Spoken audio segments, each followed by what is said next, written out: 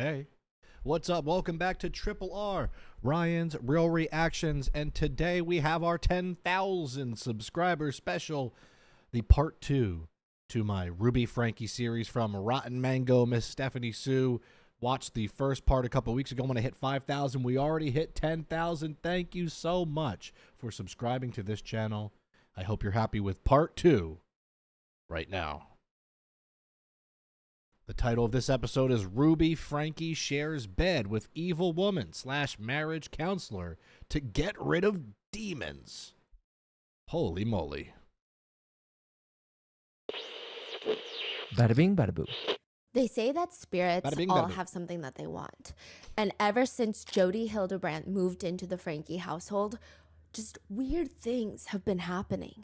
People are hearing footsteps inside of the walls. That's what it sounds like. It's hard to explain, but it sounds as Footsteps if in the someone walls. is... One of my friends had a gerbil once, or a hamster that got free, and it got into the walls and lived in the walls. So maybe it was that.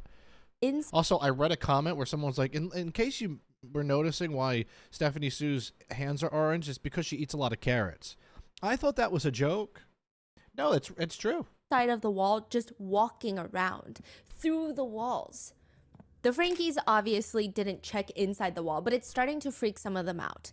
Whatever it is, it feels like Jodi brought it into the house with her. Whatever these spirits are.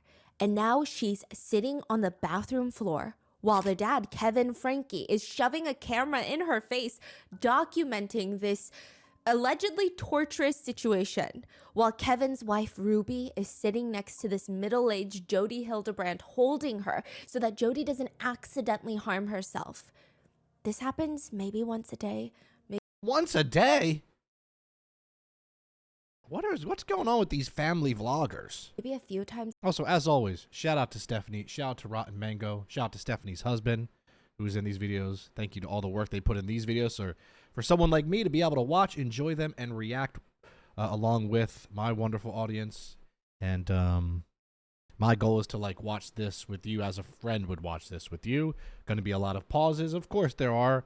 I'm a reaction channel. And if you don't like that, that's okay. I understand. A day, it's like another being just enters Jodi Hildebrandt's body and starts controlling her movements. Oh no. And it's so easy to tell because immediately Jodi Hildebrandt's eyes get pinched closed and she starts breathing heavily. She looks like she's in pain. She looks perhaps even constipated.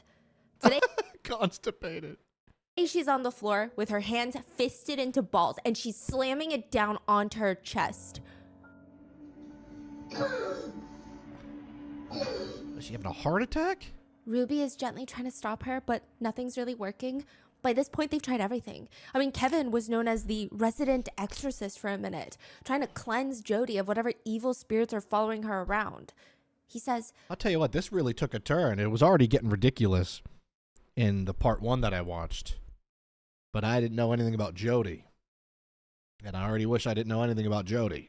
I would place my hands on her head, and then I would command the demons to depart. And then I would state every name of Jesus Christ that I could possibly think of. And those evil spirits were very reactive to those names. It became very clear. The minute he would start saying those names, Jodi would thrash and hiss and wail and growl at people. It was like she was being hurt every time Kevin said one of those names. What is it that the spirits even want? It doesn't. I bet you if Kevin said RottenMango around Jodi, she'd hiss now. Doesn't make sense. Why Jodi Hildebrandt? Jodi lays there. Her eyebrows are crunched up in pain, and this new voice comes out, and it comes out like a deep, aggressive voice. She's alive. Excuse me? What did she just say? She's mine. She's mine. She knows. I own her. She knows. I own her. She's got that morning voice.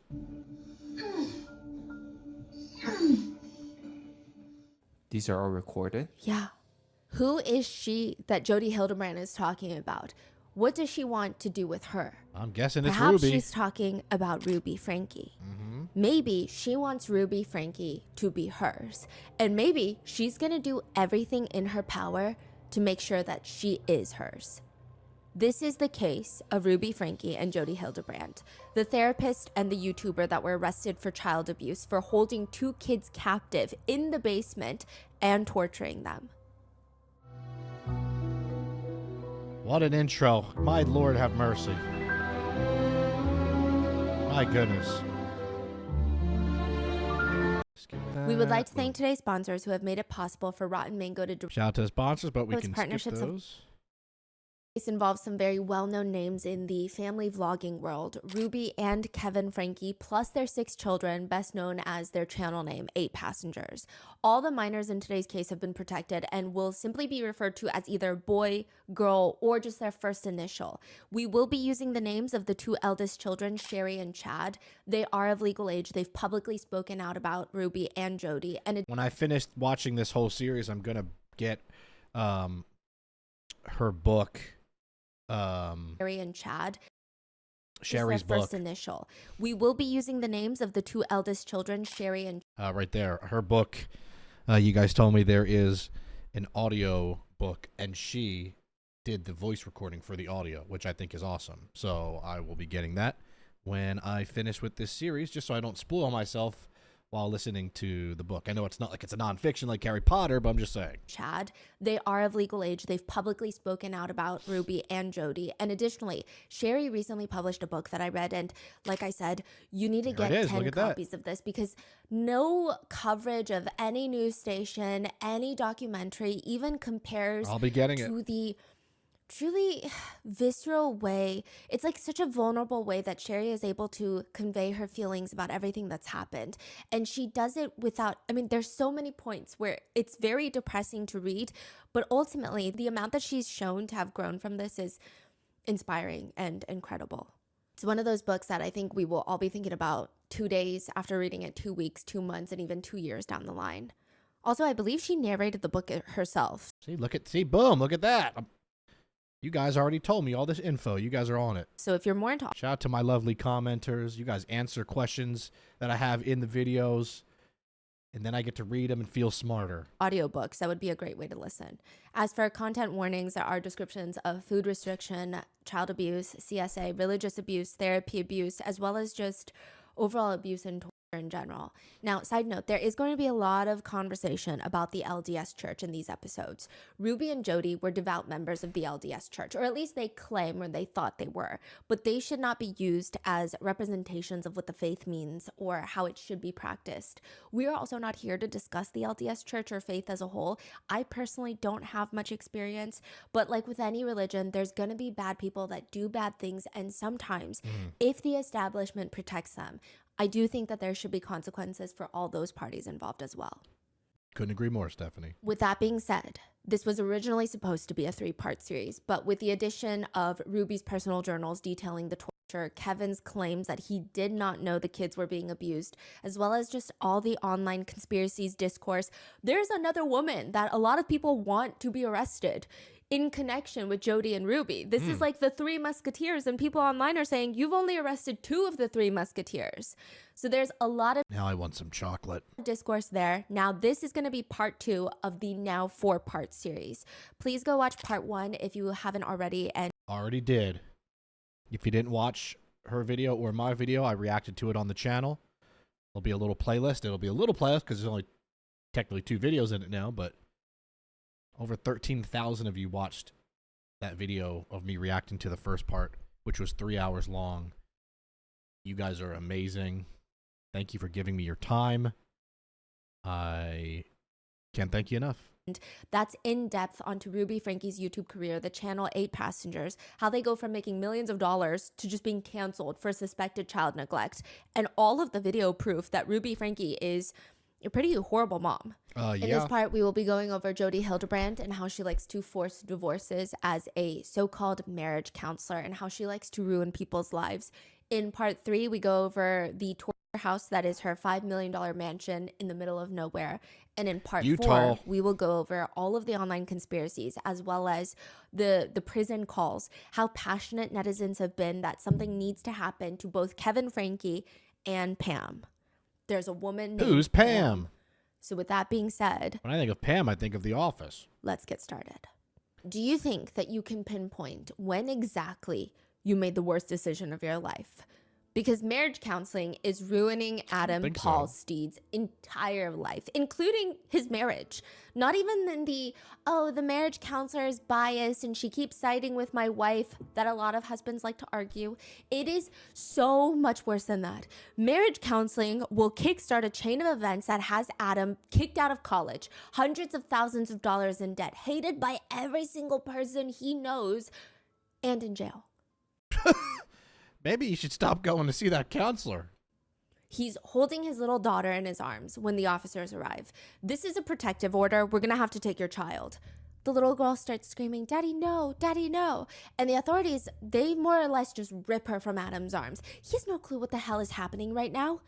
In exchange for his child being taken from him, Adam is now branded the most evil person in the entire campus of BYU in Utah. How old is Adam? He's in his early 20s. He's a college student. He's got quite the beard for being in his early 20s. Okay, and the kid is? Speaking of beard, I feel like I look like the brawny paper towel guy right now. I'm rocking some flannel, some plaid flannel, some flannel. It's chilly in here today, so figured why not. 1. Oh, wow. Yeah, now if you see him on campus, it's like seeing Satan himself just walking casually through the corridors. He's evil. You know, he's got like a 500-page honor code file in his name, which, okay, side note, BYU is a religious institution. So while a lot of institutions, they have honor code offices, they're typically for policing the academic integrity of students. Whereas BYU, you could basically start a file for your roommate if you caught them watching thirst traps. Or if you catch them secretly drinking coffee. Yes, my roommate was watching Grind on Me Vine compilations. I'd like them out. Because BYU is sponsored by the LDS Church. The honor code includes behavioral standards established by the church, like caffeine intake. There's not a single Caffeine intake? You can't even drink a Sprite? drop of tea or coffee that you're going to find on the entire campus. Wow. Yeah. So what do you drink? Energy Sounds like a nightmare. drink? Water. No, you can't even drink energy drinks. They love soda. Oh. Yeah, that's why soda shops are a big thing in Utah. Like sugar? Just sugar Yeah, highs? just straight sugar, I think. Yeah. Okay. Now, Adam's file is now 500 pages long. The notes on his file are dated. There are detailed notes of phone conversations between the honor code office and witnesses that are calling in to explain Adam is too predatory to be left in this university. Which is a very bold statement to make. I mean, they're saying that the longer that he's a student here, the more people are in active danger. Adam and his wife, let's call her Mary, that's not her real name. She's also a student at the university. The two of them, they have a 1-year-old daughter and another baby on the way. And Mary is actually... So if you ever see me like looking over, it's just my dog's on the couch and he's always staring at me. So I just look at him sometimes to let him know. Hey. the one that starts the honor code file in her husband's name, Adam. Whoa. She walks in one day and she reports that Adam, her husband, is delusional. He is controlling. He has violent tendencies. She tells the honor code office that she's concerned about her husband taking baths with their young daughter. Wow. She says it's because he's a victim of sexual abuse when he was a kid. He does not have a healthy understanding of boundaries.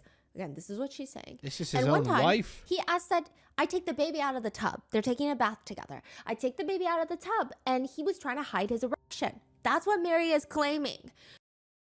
What? She said from then on, she had to be in the bathroom at any given time that Adam was alone with any of the kids. And Mary is just scared of him now. And it's not even just Mary that Adam is scaring. Mary claims that she has this marriage counselor, a therapist. And Adam is Let me guess. Her name is Jodi. threatening the therapist too. Like, they're both terrified of Adam. Naturally, the honor code office, they want to talk to the therapist.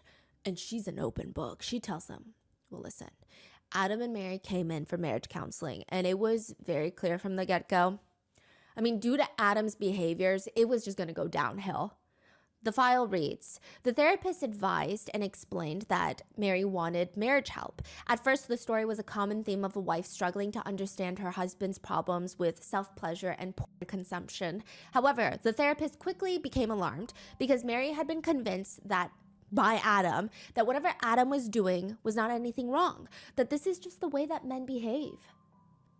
The therapist states she believes Adam is manic, and with the encouragement of therapy, Mary has been trying to set boundaries and be more assertive with herself in the relationship, and Mary had, quote, began to waken up to what was acceptable behavior and how confused she had been and how off track Adam has been. The therapist is explaining to the honor code officer, Adam is masterful at keeping Mary in this constant state of confusion. The notes continue.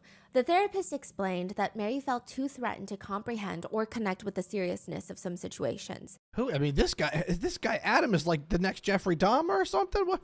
But once Mary started putting in boundaries, Adam did not like that. And that's putting it mildly. The therapist states he's psychologically unstable. He has an intense delusional fixation on me, the therapist, and he keeps saying that I'm the Antichrist. Which sounds alarming, right? And he's violent. The therapist strongly asserts that she's just scared that the two of them have kids at home. One example that the therapist gives to the honor code office is that Adam held their infant daughter over the 3rd floor balcony, and he was just giggling. Oh, that's like Michael Jackson when he did that with his child blanket. He was like, oh, holding you over the 3rd floor balcony, haha. He thought it was a funny joke. The therapist claims she would not be surprised if he does anything drastic to Mary or the kids so that they don't leave him. He is just so extremely manipulative, pathological, narcissistic, and dangerous. The therapist explains that out of all of her years, treating thousands of married couples, I've never been terrified of a client until Adam. There was this one instance where they were both in my office and I was so physically threatened by him, I had to position myself. This dude must be about 6'8", 290. Between him and the door so that I could make a hasty escape if I needed to. This was the first time in all the years that I've been a therapist that I've ever had to do that. She goes on to allege that not only has Adam Paulsteed essayed his own wife, but also their 1-year-old daughter. Whoa, okay, now that's a crazy allegation to make. She states confidently with her whole chest, Adam is the most dangerous person that I have ever met in my life. He is very clearly a predator. That therapist's name is Jodi Hildebrandt. Look at her. Jodi Hildebrandt. She looks like she would be in like the sitcom Full House. When Adam first looks into Jodi, I'm gonna guess that Adam is not that bad of a guy at all. But is it a case where Jodi wants his wife Mary, so will do anything to make the husband look like an idiot? Potential new marriage therapist. He does like a quick Google search on her just to see what's going on. She is one of the most recommended therapists in the Wasatch Front of the Mormon Church for like the past 20 years, honestly. Wow. Her website sounds good. It says, my style is compassionate yet direct and clear of what is necessary to fully change and champion any addictive or self-destructive behavior, whether it be ravenous addictions, feelings of inadequacy, conflicts in relationships, intimacy problems, communications, and breakdowns. She does it all. And is she an IT tech? Does she give cooking lessons? What can she do? Maybe an HVAC consultant, fix your AC? And frankly, block anything that prevents having and creating peace and joy. At the bottom of her website, the banner reads, what you do is not who you are. I don't even know what that means. I was going to say, what does that mean? Her resume on I heard of you are what you eat. paper seems great. Which maybe that's why she's orange, because of the carrots. Bachelor's in English, graduate work in educational psychology, earned a master's degree. Then she worked at Cirque Lodge, which is a national. Okay, that's beautiful looking. I'm sure some weird stuff goes down there, but that looks awesome. I'd love to have I don't even drink coffee. I'd like to have coffee in front of that place. Nationally known drug and alcohol treatment center, which is frequently visited by celebrities. It's expensive. It can range from $30,000 to $100,000 to get treated for 1 month. 1 month? I better have part ownership for $100,000. I better have you better name a wing after me. 1 month. And Jodi would not stop talking about it. She claims that she treated Paris Hilton, not for drugs, but for bad behavior at the school the camp, if you will, that Paris Hilton was sent to that was terrible. But She was there, working there? yeah, that's what she claims. Now, Adam did think that it was a little strange how little she cared to protect clients' information, but maybe it's because Paris Hilton's personal life has been all over the tabloids since forever, so it's not actually breaking any patient protection laws. It is weird, though, and Adam did think it was weird. Besides, it's fine because Adam and Mary, they're going in for marriage counseling. They've been married for 2 years when they're recommended by a church bishop to go see Jodi. The church bishop is like, oh, that's a good one. Adam says Jodi was very charismatic right off the bat. Mary's instantly obsessed. She's really happy that she's working on herself. And Adam was just excited for his wife because he thinks maybe Jodi is a good fit. She's firm, but she seems very wise in a fun way. She doesn't mind laughing and making jokes so that the message gets delivered. I mean, for a church recommended therapist, she doesn't seem like she takes herself too seriously, at least in the beginning. As for Adam's relationship and marriage itself, there's just a lot to work through, just a lot. They're trying to balance being new parents while also being college students. They have a That's already a lot. But so you have a 1-year-old child and you're both in college. I didn't get my first dog until I was 24, 25. And I'm glad because at that point I was good to go. 1-year-old. Mary is pregnant with their second. They're both students at BYU. They're both Mormon. But for Adam's wife, she's not even just religious. It's not, oh, church on Sundays. Her dad has a very high standing in the church. So there is pressure for them to be the best LDS church members out there, which naturally is not the healthiest. Adam says that whenever he Googled something, if he even saw for like 20 seconds, okay, maybe he Googled it. Maybe he Googled a naked woman's picture for 2 seconds, and if he looked at it for 2 seconds and he had a quick lustful thought about it, he would call his wife and apologize profusely. Like you would think that he met another woman at Motel 6. Are you kidding me? I'd be making a lot of phone calls over the years then. He's saying, I feel terrible. What I did was terrible. This is terrible. It probably doesn't help that Adam's entire start to their marriage is just rough. All of Mary's family members hate Adam. They were against this marriage to begin with from the get-go. Adam was one of the biggest whistleblowers of the LDS church. And it's not that he turned against the faith. He's like a devout LDS member, even at that point. He was assaulted by a higher-up in the LDS church when he was a child. He was one of the first few victims to kickstart a decade-long chain of almost 9. So her family doesn't like him because he was SA'd by somebody from the church and said something. Oh, wow. Like, what a terrible person he is for speaking up about it. 93,000 victims. Excuse me? Decade-long chain of almost 93,000 victims who have come forward with SA claims against the Boy Scouts of America. 93,000? I was never a Boy Scout, and I think that I'm glad. Wait, 93,000 Me and the husband agree. victims? Have come out against the Boy Scouts of America. That is... Now, How is that? How are they still around? it gets very complicated because you're like, what does the Boy Scouts have to do with the LDS church? Adam was one of the first people to try and get some justice. So quick context, the LDS church was the largest sponsor of the Boy Scouts of America. Scouting was considered a big part of the youth development in the church. So about 1 out of every 5 Boy Scouts were of the LDS faith. They were essentially sent by the church as part of their church youth activities. Now, there are LDS higher-ups that also hold significant positions in the Boy Scouts executive board. If you are an Eagle Scout in the Boy Scouts, which is like the top 5% ranking, it is a badge of honor at church. So there are 2 separate organizations. I did not know that. So if you're an Eagle Scout, they consider you like a kick-ass person? That's kind of crazy. I barely even know how to tie a knot. So... maybe I should have been a Boy Scout. Although, once again, hearing what we just heard, I think I'm happy not knowing how to tie knots. I think I'm good with that. But not really. They're very merged together. Adam Paul Steed grew up in the LDS church. In fact, his dad works as a seminary teacher for the church. They're very serious. When he's 14, he goes to a Boy Scouts camp in Idaho where he is essayed by a scout leader, but who also happens to be an LDS church leader named Brad Stowell. After the essay at I love that she puts his picture up, as she should. the camp, he tries to F you, Brad. report it I gotta turn my AC down, but I'll let this play real quick. to the Boy Scouts leadership. They don't care. Adam straight up calls the police himself. He's like, come get this guy. He's very brave. He's 14.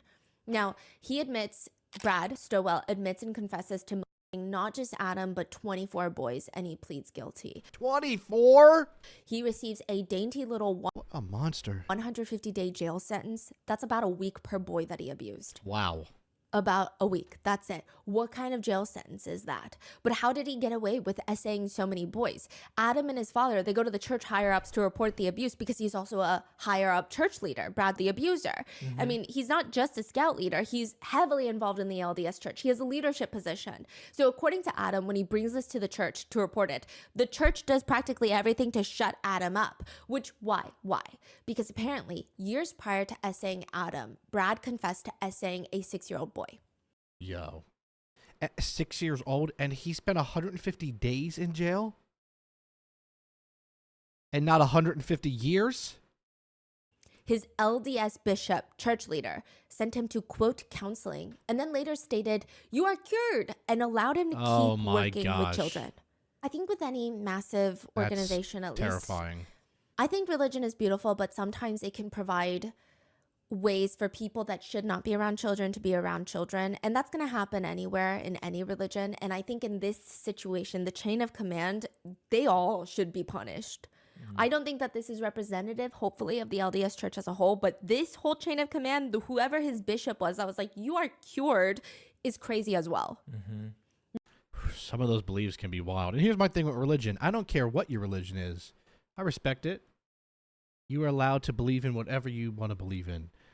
But just don't make other people feel silly for not believing, or don't put other people down for not believing in what you believe in. That's all I say. You know, let people believe what they want or not want to, and enjoy your faith as it should be, your faith. You don't have to cram it down anybody else's, into someone else's brain. You know, if you enjoy it, you enjoy it. There you go. No, it's alleged that even after he was, quote, cured, there were more reports, more warning signs that people have reported, hey, this Brad guy is I know there's really like shock therapy too.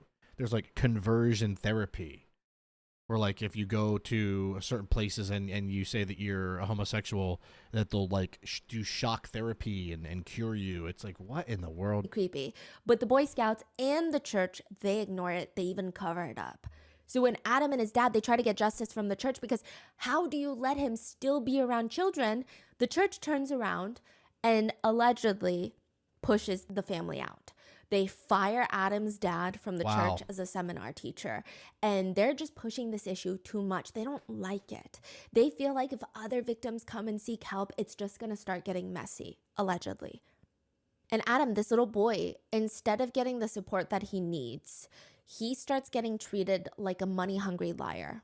Like he is just out here to get money from this church that has about $1 billion. I think they're worth like $1 billion, the church, yeah.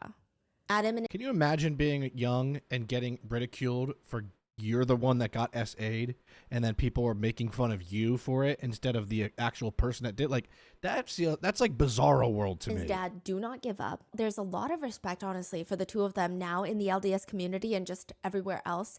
Adam and his dad not only fight tooth and nail for justice, and they help other victims come forward, they fight to get laws passed. So this gives an extension of the statute of limitations for SA victims in the state of Idaho. Prior, if a child was SA'd, they would have to report the abuse before their 23rd birthday. Adam's advocating, his dad is advocating, they get a law passed in Idaho that you can report it at any point in your life now. Imagine you're 20, you turn 23, and they're like, sorry, too late. This thing that changed the course of your life and your brain chemistry. Unfortunately, sorry about that, pal. Good luck. There's no statute of limitations, which the LDS church allegedly really hated. Just curious, why would you not like that? No accusations, just thoughts. Right. Just kind of weird. Why would anybody not be okay with that? Why would literally anybody be like, yeah, no, we should change that? Now, even though Adam is a victim of the abuser that belonged to the LDS church, it appears nobody cared to help him. Nobody wanted to do anything. The backlash to telling the truth, demanding justice, trying to get other victims to get help, his whole entire family has to relocate from Idaho to Utah because it was that bad. They were shunned. That is where Adam meets his future wife, Mary, at BYU. They get married. They have 2 kids now. And everyone is telling his wife, even before the marriage, that Adam is a terrible person. I mean, he did all of these weird, shady things to try and make money. The alleged church leader that tried to suppress Adam, President Hillam, he ran the whole Boise, Idaho temple. He was in a leadership position. He also was heavily involved with the leadership of the Boy Scouts. He did everything, allegedly, to cover up the... I love it's like you always have to say allegedly so you don't get sued. So you don't get Stephanie sued. But we know. Abuse. Coincidentally, Hillam is very close friends with Mary's parents, who are also very high up in the church. So they're doing everything to try and prevent these two from getting married. When Adam heard that his fiance's family hated him, he said, I was depressed for a couple of days.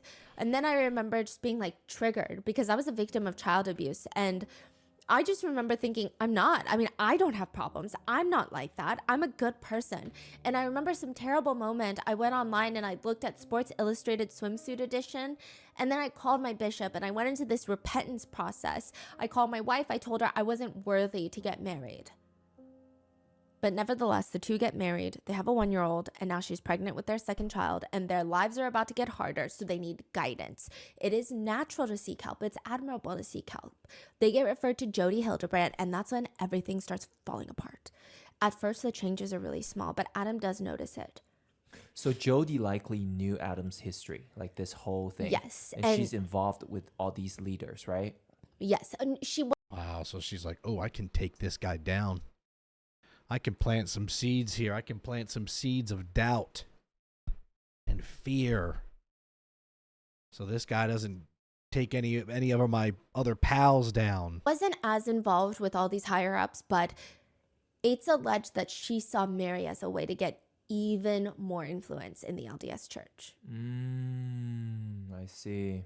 Adam says his wife would just confront him all the time, just out of nowhere, confronting him with abstract things, like very vague accusations. You're in self-denial about your own addiction.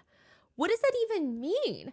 Adam says, I just have a million questions. I mean, it doesn't even make sense. What addiction are we I was never diagnosed with any sort of addiction, nor was I actively struggling with one. Sure, he has PTSD from the abuse he suffered as a child, but what the hell is his wife on about? But Jodi starts telling them that everyone has an addiction. Every single person has an addiction, whether it's food. Thank you, Jodi. Or reading the Book of Mormon too much. Yeah, you can do that apparently. I'm addicted to true crime. Every single person has an addiction. She's explaining to these marriage counseling classes that Adam and his wife are a part of that every action that you have comes from addiction. It's rooted in addiction. Most of the time, you don't even know that. It is the cause of every action that you take. Are you jealous about your friend doing something? It's an addiction that's causing the jealousy. Are you gaining a few pounds on vacation because the food is delicious? No, it's actually an addiction. It may not be obvious at first, but that's what Jodi's here for, right? To get to the bottom of your addiction.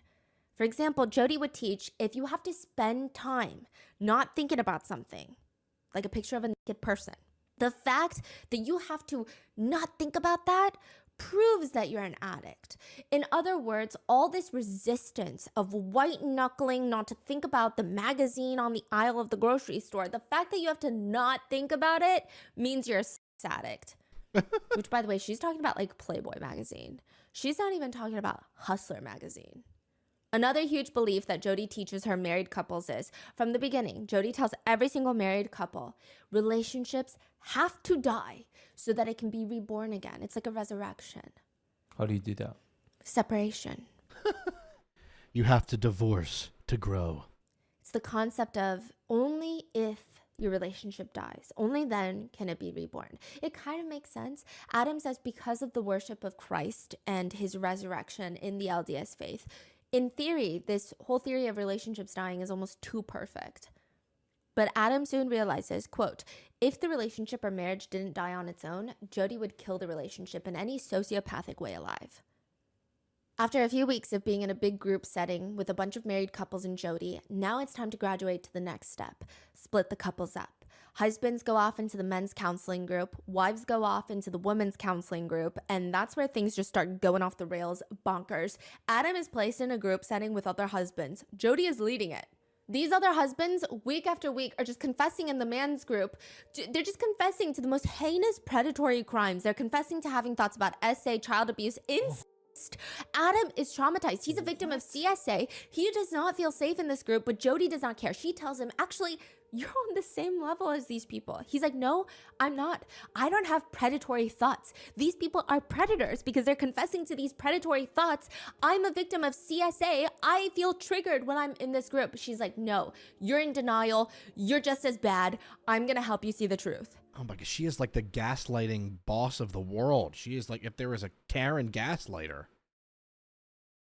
Comparing someone who was S8 as a child to someone that is currently having thoughts of doing that and them being in the same league is absolutely baffling. Also, I don't know what's going on with my AC. It was so cold earlier. It was 65. Super stoked about it. Now it's 74. What's happening? I don't want to keep getting the remotes and I gotta keep pausing, but I don't want to be sweating. This escalates until 3 weeks after giving birth. Adam's wife is understandably in a very sensitive state. She's vulnerable. Adam says Jodi starts digging her claws just deeper. She starts helping Adam's wife identify how she's the victim.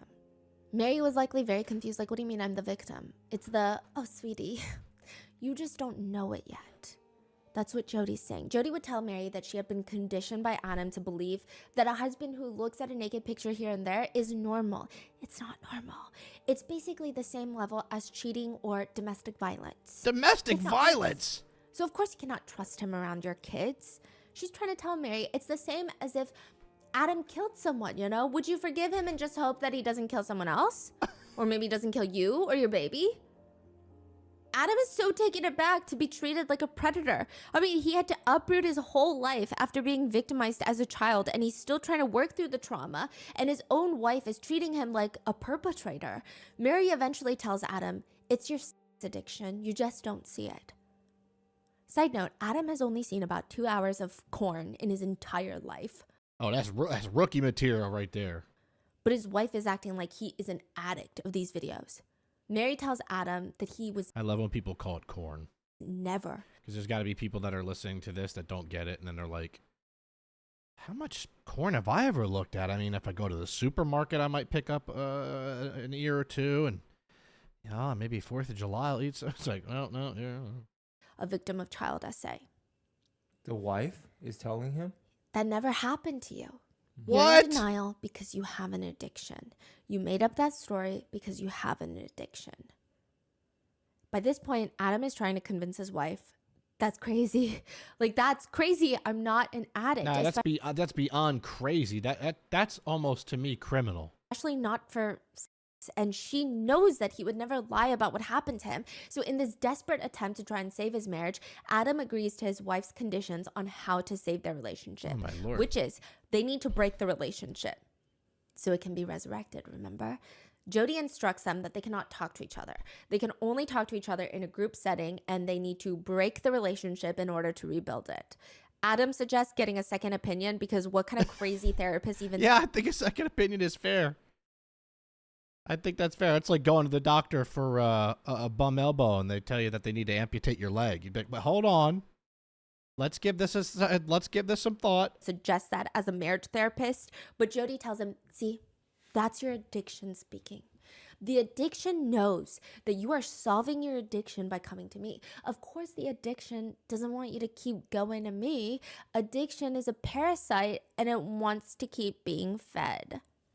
Mary rejects his idea. Of course. She's like, no, I'm going with Jodi. Now, again, this is just from Adam's perspective. Mary has not said her side of the story, but it seems like there are...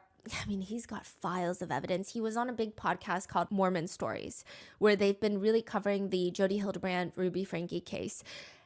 That 5-hour-long interview with Mormon Stories with Adam has been taken down due to a court order. So it's a little... Why? How so? What's going on? There are speculations that Mary did not like being spoken about.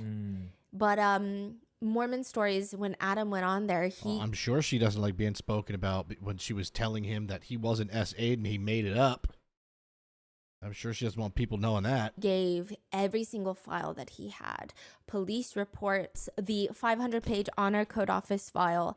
He gave lawyer statements, every court order. He gave everything. He gave Jodi Hildebrandt's therapy notes that he subpoenaed. Wow. He gave everything. So it's still alleged, but I just putting that out there. Now, Mary allegedly rejects this idea. From this point forward, she says, we're not going to really live together. Like, we're going to live together in the same apartment because we have 2 kids together, but we're not going to speak unless Jodi is present. What?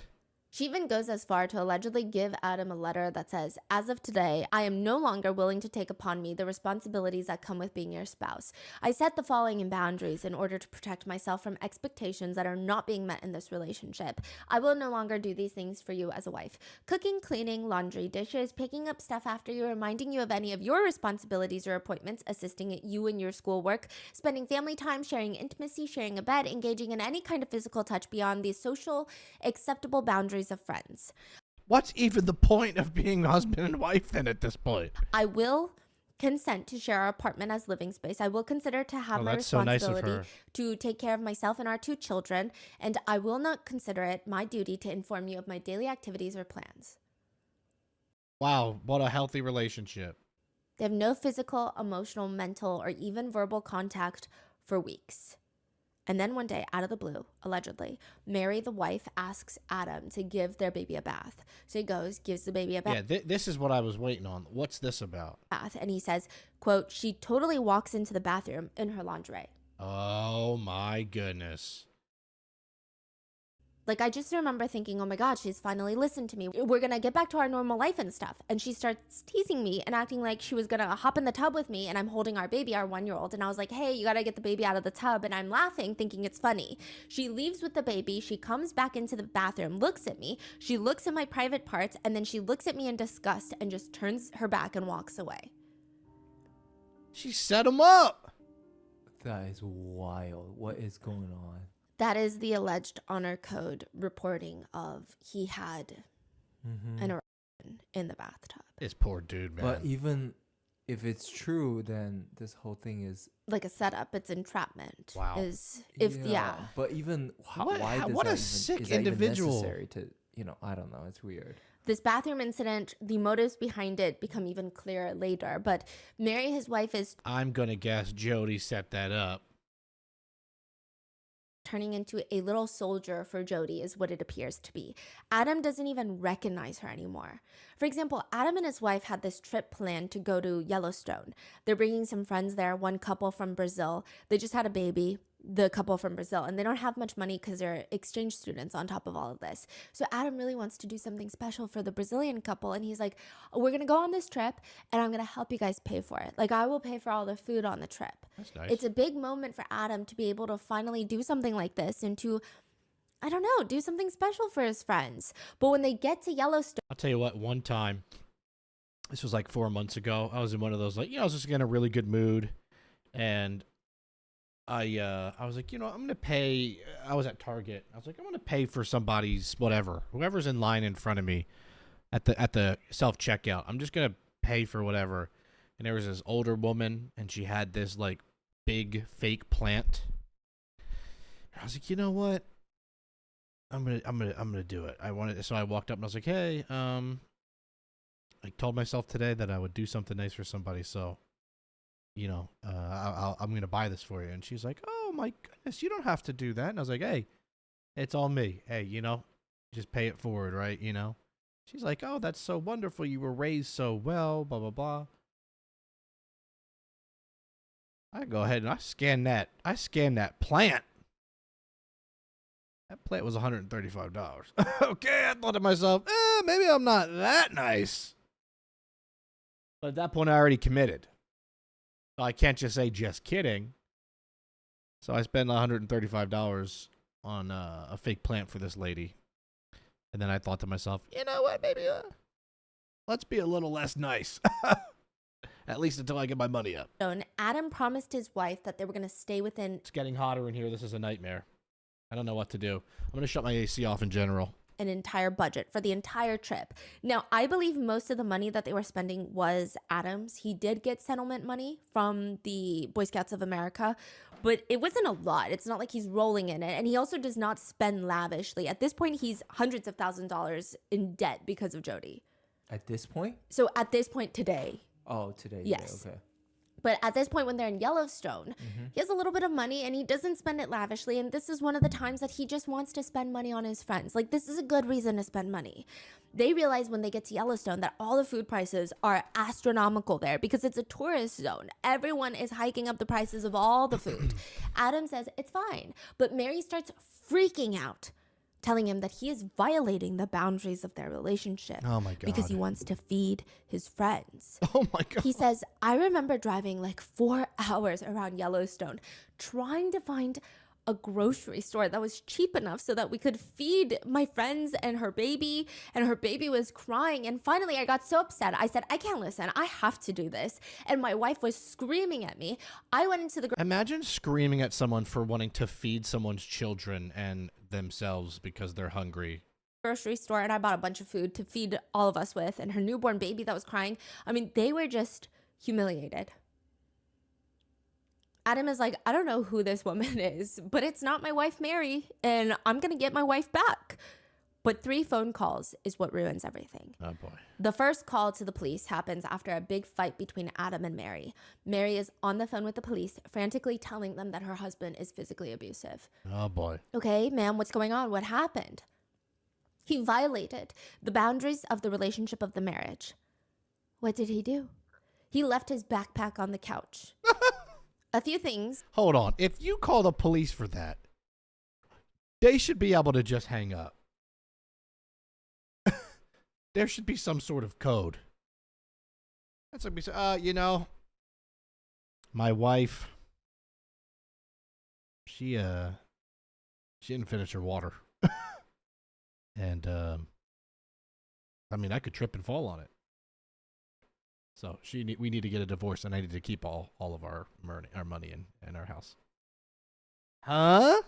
I mean, one, the police were just like mouth agape, shocked. Secondly, I think this goes to show how far off the deep end Jodi has Mary, because to confidently call the police and say that this is a transgression, that is an act of domestic violence, if not comparable, like, you cannot be in a place where your brain is functioning normally. You also should not be trusted with anything that you say to anybody. If leaving your husband leaving his backpack out is grounds for calling the police, they should block your number. Mm-hmm. That's how bad things are. She genuinely believes the cops are going to handcuff Adam, log in his little backpack into evidence.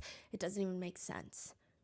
The next day, Mary calls the police again on Adam. This time, she allegedly states that he physically abused her by pushing against her, which is very interesting wording. Like, did he push you? What do you mean he pushed against you? You could literally walk by someone and push against them. He states, yeah, well, I was standing here by the door.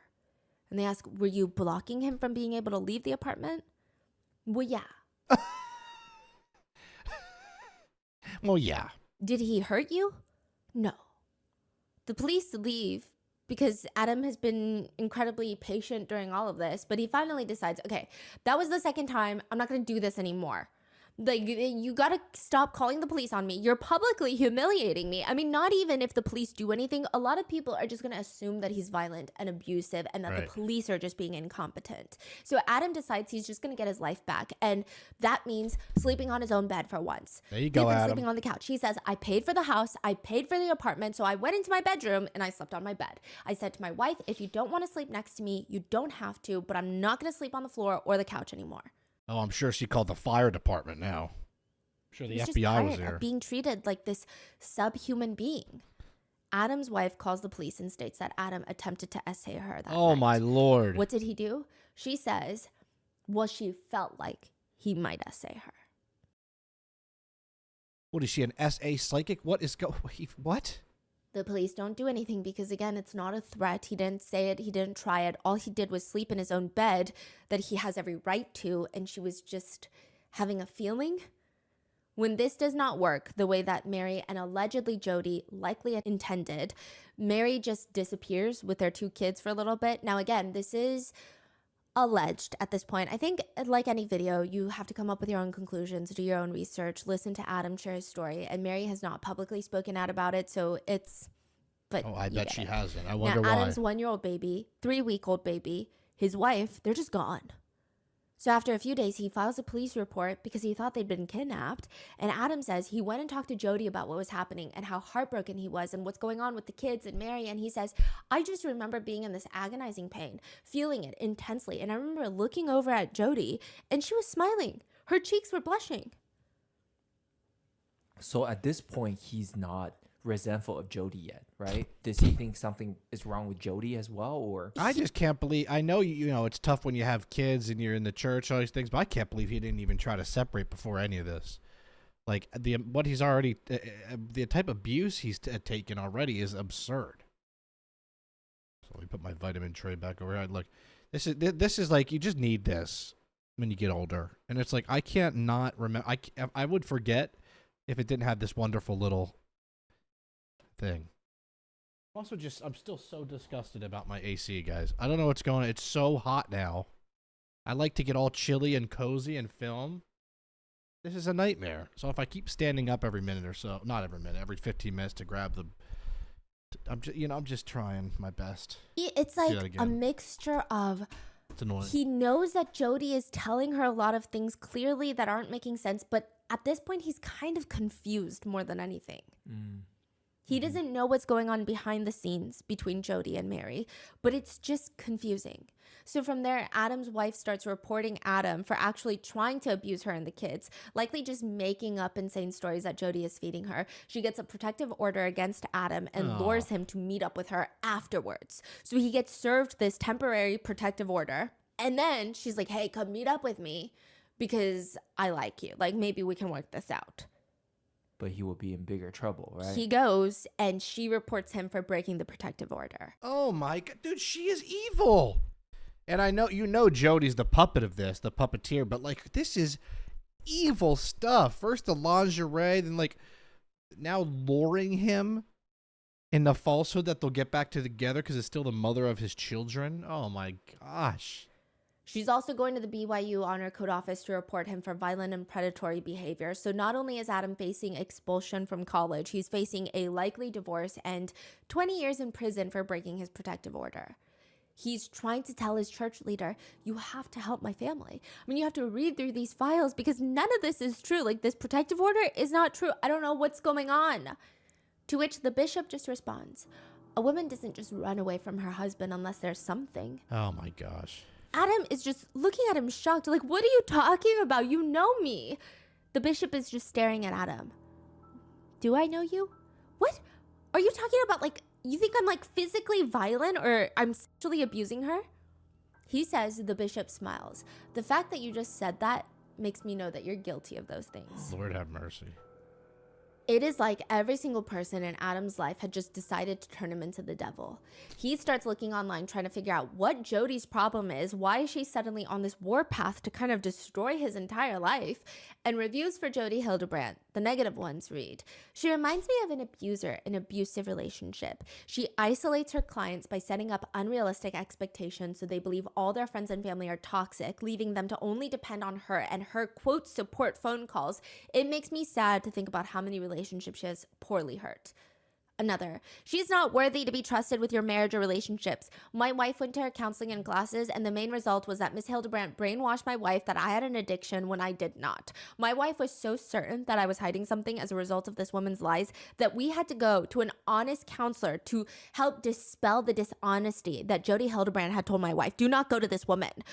It's almost like she gets off on making men seem like they have some severe addiction issues. There's got to be something with her childhood or some crazy trauma with Jodi. I mean, it's like this is like a fetish of hers. Go to a specialist who respects both members of the marriage and does not spread so-called empowering lies. And another, I have a very different history with Jodi than most. I'm a pretty well-known therapist, and I trained under Jodi Hildebrandt for a year. As I trained under her, I saw her tear apart families and destroy relationships. I believe she is truly evil, And I don't say that lightly. I have done so much therapy for people coming out of her, quote, cult, who were traumatized by her therapy. It's crazy that you have to go to therapy after going to a therapist. You need a therapist for your therapist. I don't That's their perception. have an axe to grind, but I am tired of people getting hurt by her work. I'm reluctant to speak out against colleagues and other therapists. However, I wouldn't mind somehow, some way helping people see how dangerous this woman is. But nobody is willing to listen to Adam or anybody else that has said anything negative about Jodi. Adam was referred to Jodi by the bishop from the church.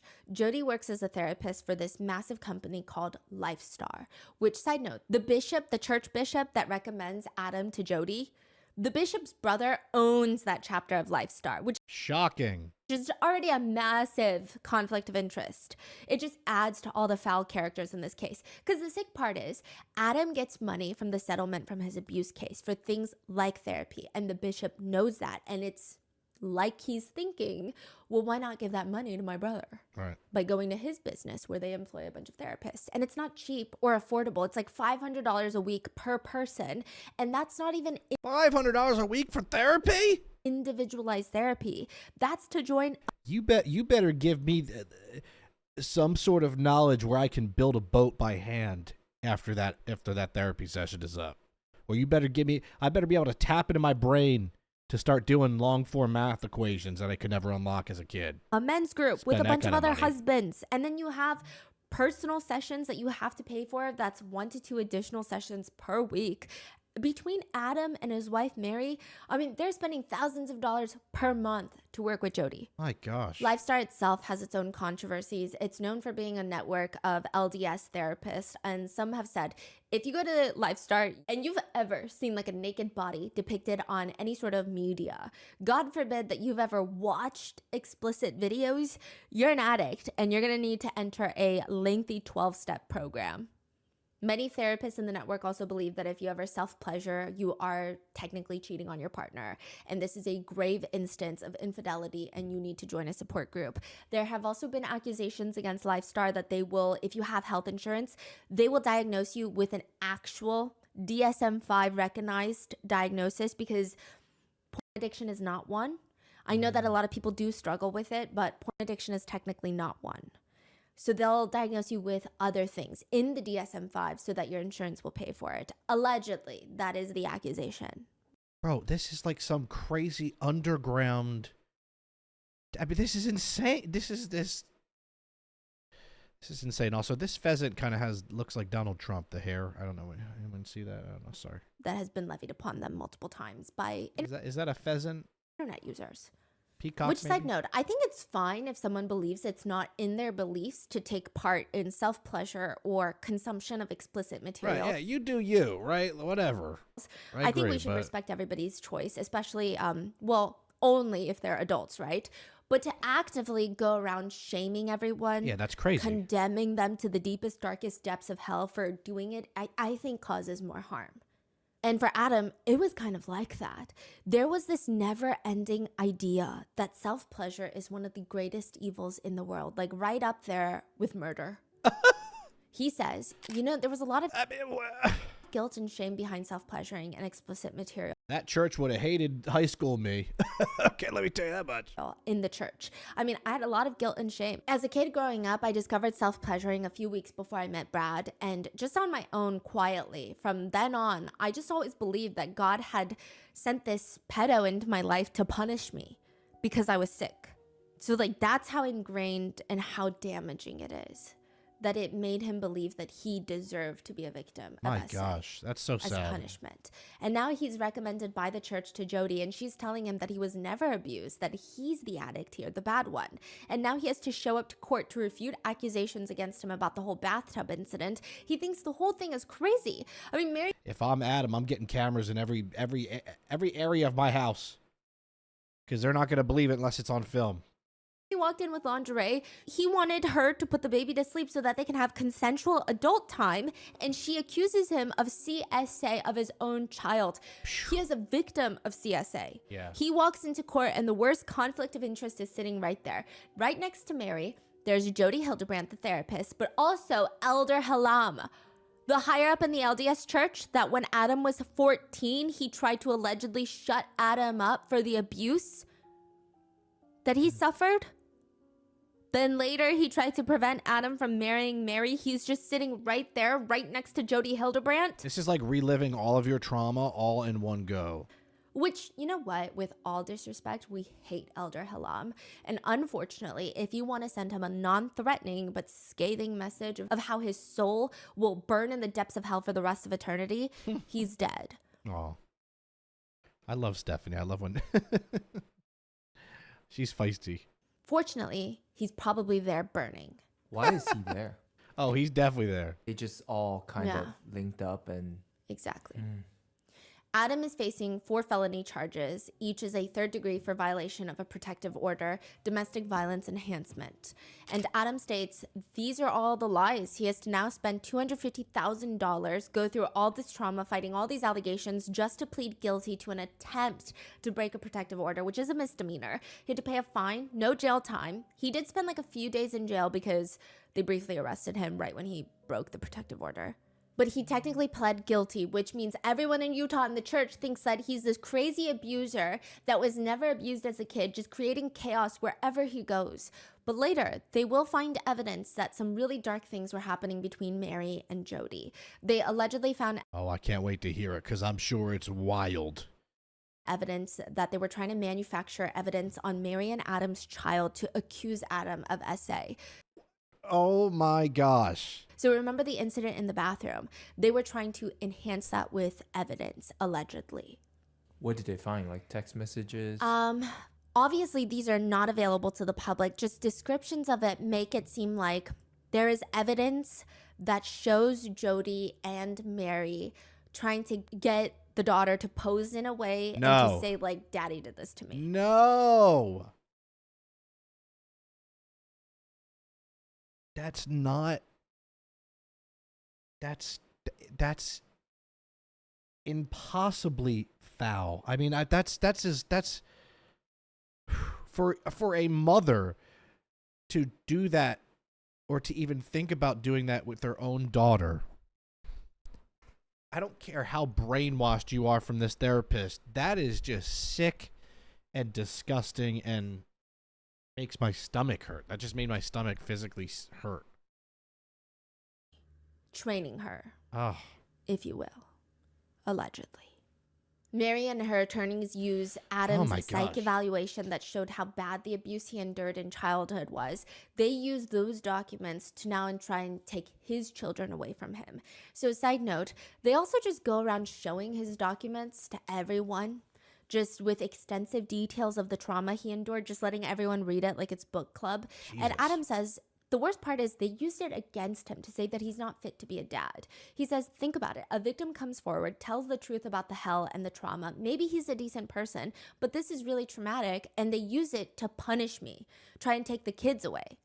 He says they kept arguing that because I was a victim of sexual abuse, I wasn't able to be a safe parent. They twisted it into something heinous to just stab him with. Now, an additional side note, Mary at one point accuses Adam of being gay, which in itself is obviously not offensive. But Adam has SA trauma from when he was a child, and it's likely that he has a very complicated relationship, or did have a complicated relationship with his sexuality, because he was abused by a monster who happened to be male. And being from a faith that typically condemns gay relationships, it's likely further complicated things for Adam as a victim. Yeah. There was just no bar too low, no bar in hell too low for Jodi and Adam's now ex-wife, Mary, to just target Adam. Emails between Jodi and Mary were uncovered in Adam's fight to exonerate himself from the accusations. So the two, Mary and her therapist, Jodi, are writing to each other about the contract that Mary is going to give Adam. They're going back and forth of like, oh, you should say we're living together but technically separate. This is crazy. Mm-hmm. Mary emails Jodi. It's almost like Jodi likes playing God in herself, you know? Like, oh man, I have the power to be the puppeteer, and these are my little puppets on strings, and I can make them do whatever I want. There's some wicked, bizarre thirst for power. I wrote up this contract yesterday afternoon after our meeting. It's still a work in progress. I'm open for any suggestions. Thanks. Jodi responds, this looks good. The more specific you can be, the better. But this looks good as a starting point. I will share this with him this evening if you would like. They later add stipulations that Adam cannot withhold funds from his wife and that he is not allowed to see any other therapist outside of Jodi. What? What a crazy... A squirrel might seem like an unlikely Acorns. That's a brand deal, right? to be an expert. Good job. Get your money. Paid non Get your money. Here, fuck the honor code at BYU. I'm sorry, I'm not sorry. Adam had a few friends targeted by the BYU honor code office just because they were friends with Adam, allegedly. One female friend was called in because Mary reported her for adultery with Adam since their divorce had not finalized yet. She was... Dude, okay, quick side story. I've never got in trouble in school before, right? Except one time. And... like just this of getting called to the office. I got called to the principal's office and I was like, what? Am I getting an award or something? What's going on? So my friend couldn't log in to his, like, whatever. You know, we had like computer logins. He couldn't log into his. And at lunch he was like, could I use your login? I need to do some, I need to study and my login's not working. And I was like, I mean, sure, I guess. So I gave my login info, my password. And he went on that damn computer and looked at some corn. So then they call me into the office and they try to suspend me for it. And I was like, why the heck would I do that? He told me he was studying. I didn't know he was studying the anatomy. And after talking to them for like 20 minutes, they decided that they did not need to suspend me because I didn't do anything wrong. So, Mike, if you're out there, Mike Caruso, why did you do that? Asked about extensive... Okay, so this female friend of Adam's is also a survivor of CSA. The honor code office asked her for hours, grilled her about the essay that happened to her during her childhood. We don't even know how they knew about it. She never told the honor code office that, so maybe they got church records, church files about it, which is crazy. She was interrogated over her past trauma. Then she was accused of having an adulterous affair with Adam, to which she adamantly denied. But Oh, I see the pun there, adamantly. they called in Mary, Adam's wife, and she confirms, no, I know they're adulterers, okay? They're having an affair. To which point, the honor code office is trying to ask, like, do you know what adultery is, right? Like, it's been... people do it, like they're having physical relationships. Mary just responds, oh, well, then maybe they didn't have an affair. Maybe it was just spiritual and A spiritual affair. Oh, my God. They light incense together. emotional. The next friend targeted by the honor code office is Seth, one of Adam's best friends. Now, by this point, it feels like anyone who is friendly with Adam is going to suffer too. Truly, to try and alienate him is what I think. Adam was sharing custody over the kids. Not legally, but I think it was more so agreed upon. And Seth came with him to see Mary. Mary grabs, allegedly, a giant shell the size of a cinder block and throws it at Adam.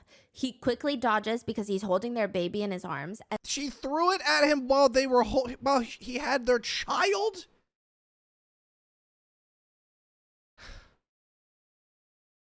What is happening? Seth wrote a statement about it Not the conch shell from SpongeBob being thrown like that. to the honor code office saying, hey, you know how everyone is reporting Adam? Well, guess what? Mary just tried to kill him. Maybe not that dramatically, but you get the point. They turn around and the honor code starts questioning him if he's a sex addict. Also, Seth is a chef. He cooks with wine sometimes. Oh, now he's an alcoholic. As one does. They accused him of hiding an alcohol problem and being addicted to sex. They told Seth if he keeps hanging around Adam, they will kick him out of the university. Wow. They go after like 5 of Adam's friends for, again, the sole reason that Adam is around them. And also, at one point, the BYU police sent by the honor code office came and grilled, interrogated Adam for about 2 hours, asking incredibly intense questions about the abuse he suffered when he was 14. What does that have to do with anything? But it was traumatizing. He said, I felt so filthy and gross after that. They did that on purpose. They wanted him to feel filthy.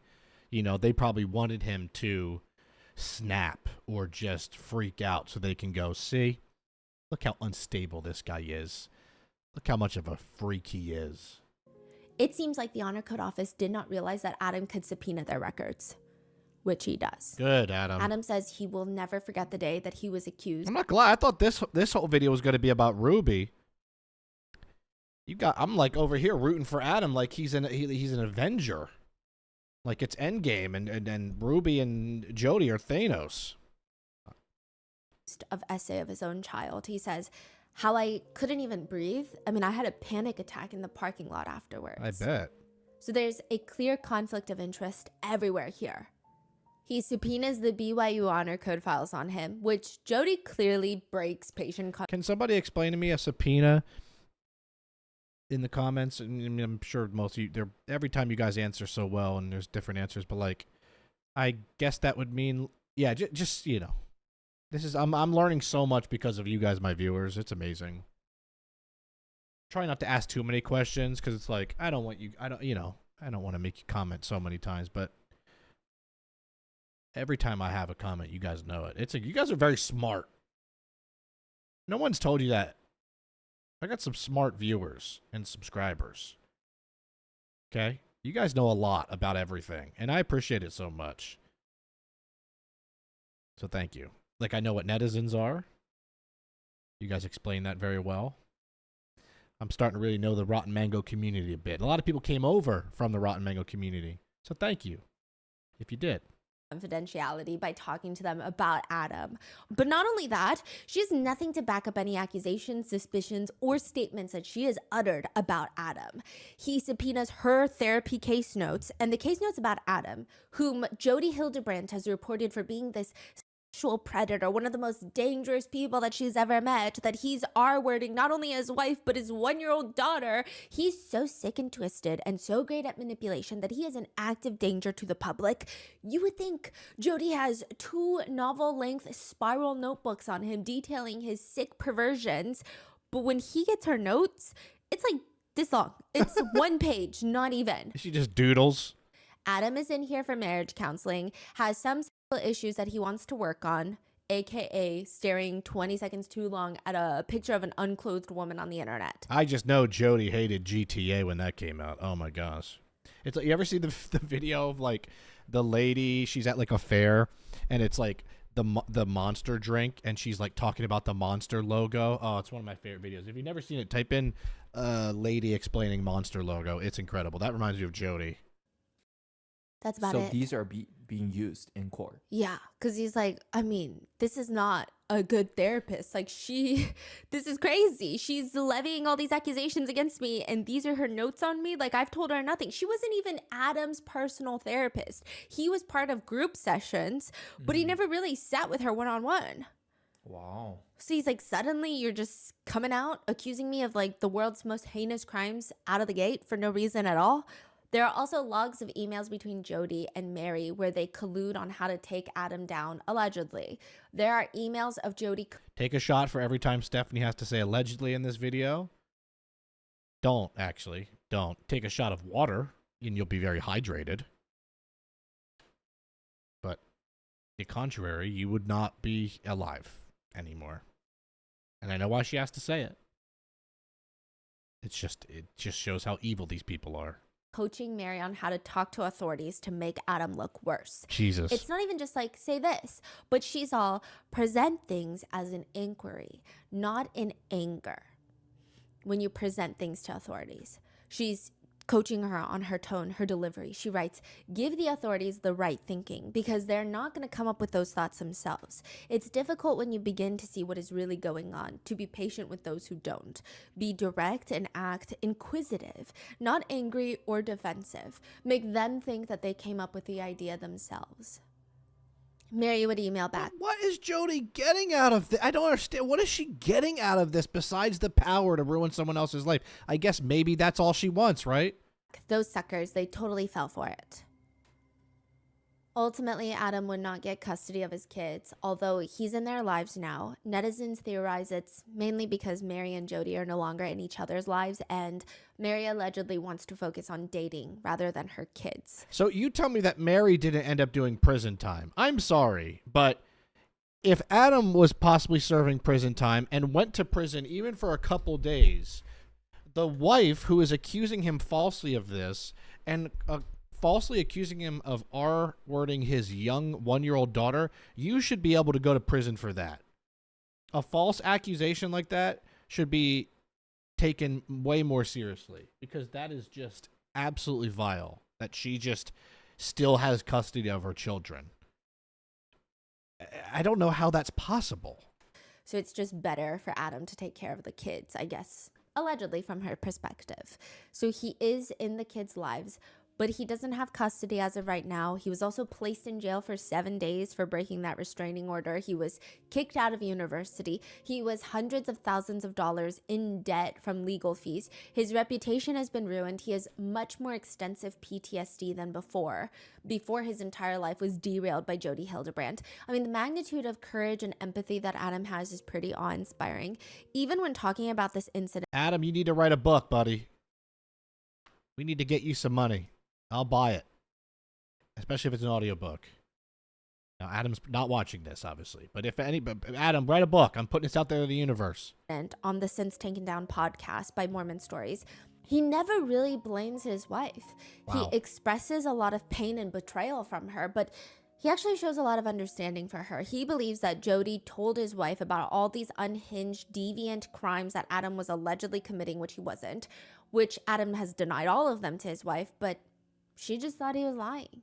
Adam says Jodi would just have everybody just chopping off all the arms of support in their life until there was no one left to support you except for Jodi Hildebrandt.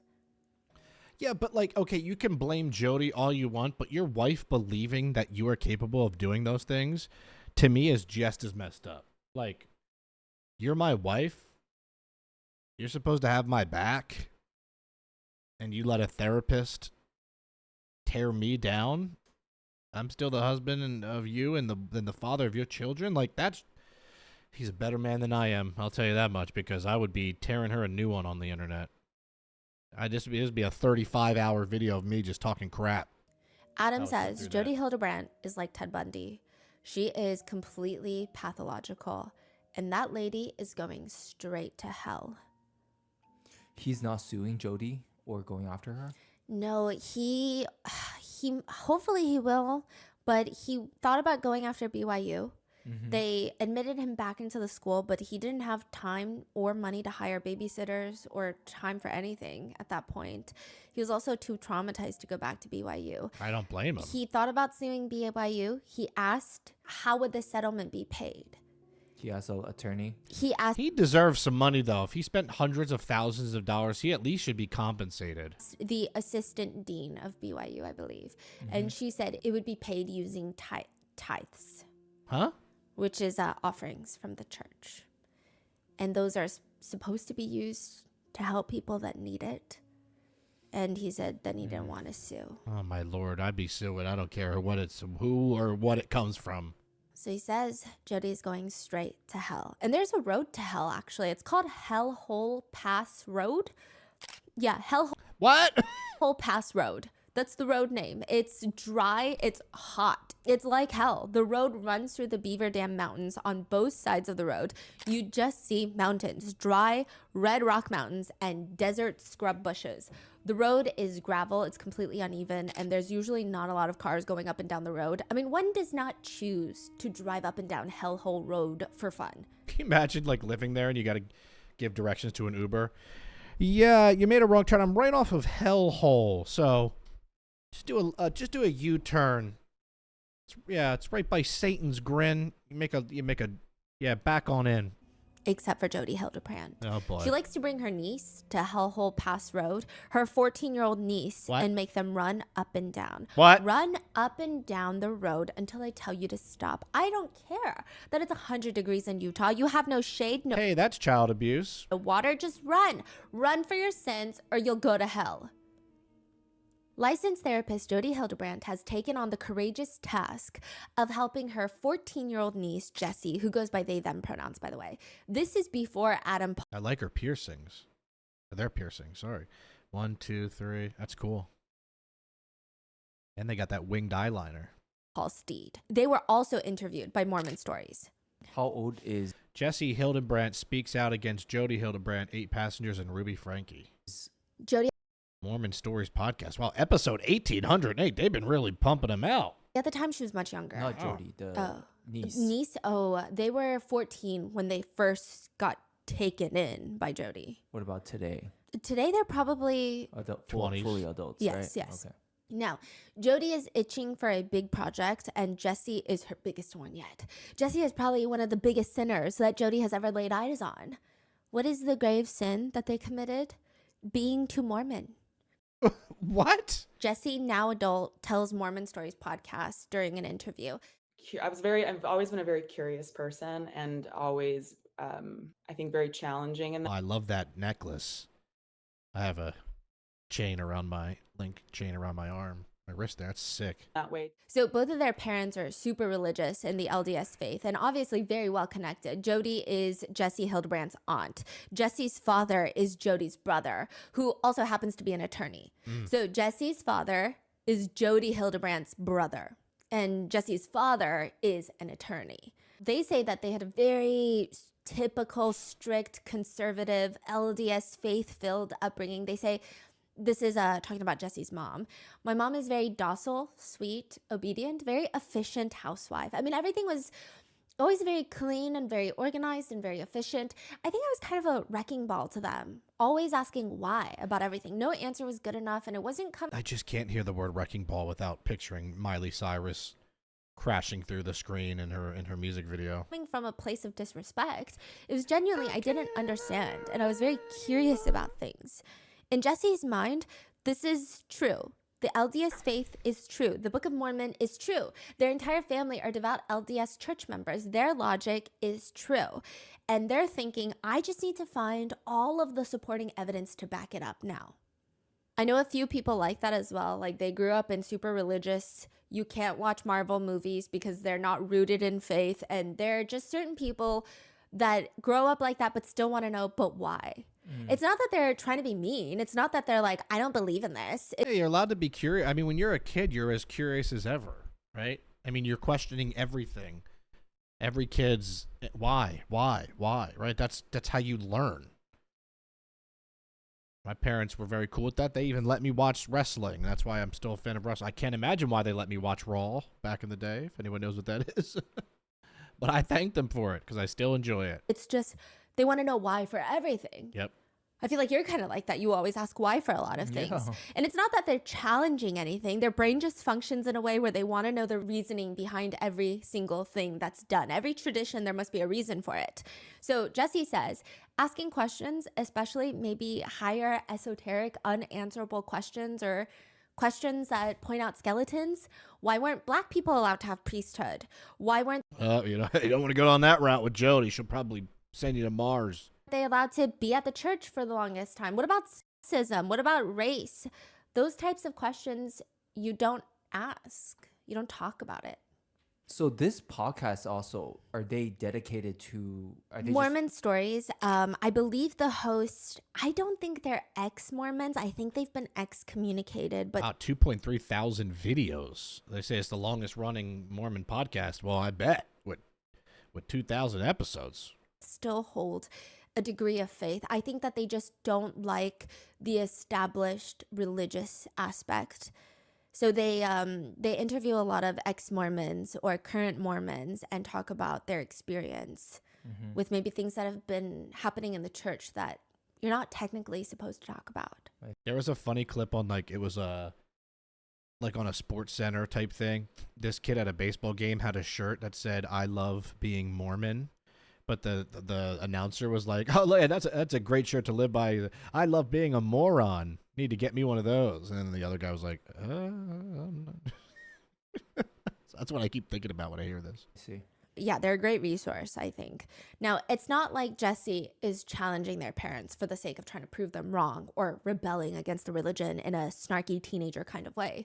Jesse says, by the time I was 16, I had read the Book of Mormon 6 times. I believed it. So in my head, this is true. My logic was just backwards. I started with the belief, or I was like, okay, this is true, so I will find the evidence to support it instead of following the evidence to the eventual truth. But also, I was a total nerd. And then, the ADHD, they say that they have ADHD and they say this was a hyperfixation. And then the layer of wanting familial acceptance, it's very powerful. I was emotional. I was strong-willed. I questioned everything. And neither one of my parents, I think, knew what to do with that. They were not prepared because of the culture of the church. Jesse also likes to experiment with their clothes and makeup, which makes everyone in their family freak out. Like, as if they... Oh, no, not makeup and clothing. They had just brought home a 2-headed seal and said, this is my new best friend. Yeah. Oh, I would love a 2-headed seal. Jesse gets ambushed at a family gathering. They're awesome. all gathered at Jesse's grandparents' home. So this is Jodi's parents' home. Mm-hmm. And Jodi happens Intervention. to be there because Jodi is Jesse's aunt. This is Jesse's father's home. When everyone leaves, including Jesse's parents, Jesse didn't even know that their parents had left. Jesse was down in the basement. They just left them. Yeah. It's just Jodi. Oh, God. Imagine just Jodi and you in a basement. That's like... that's basically a horror movie plot. They should come out with a horror movie just called Jodi. I mean, that would probably scare everybody. And their grandparents. And it was Jodi and my grandparents telling me that my family had left and I wasn't going with them and that my life was about to change pretty dramatically. Oh.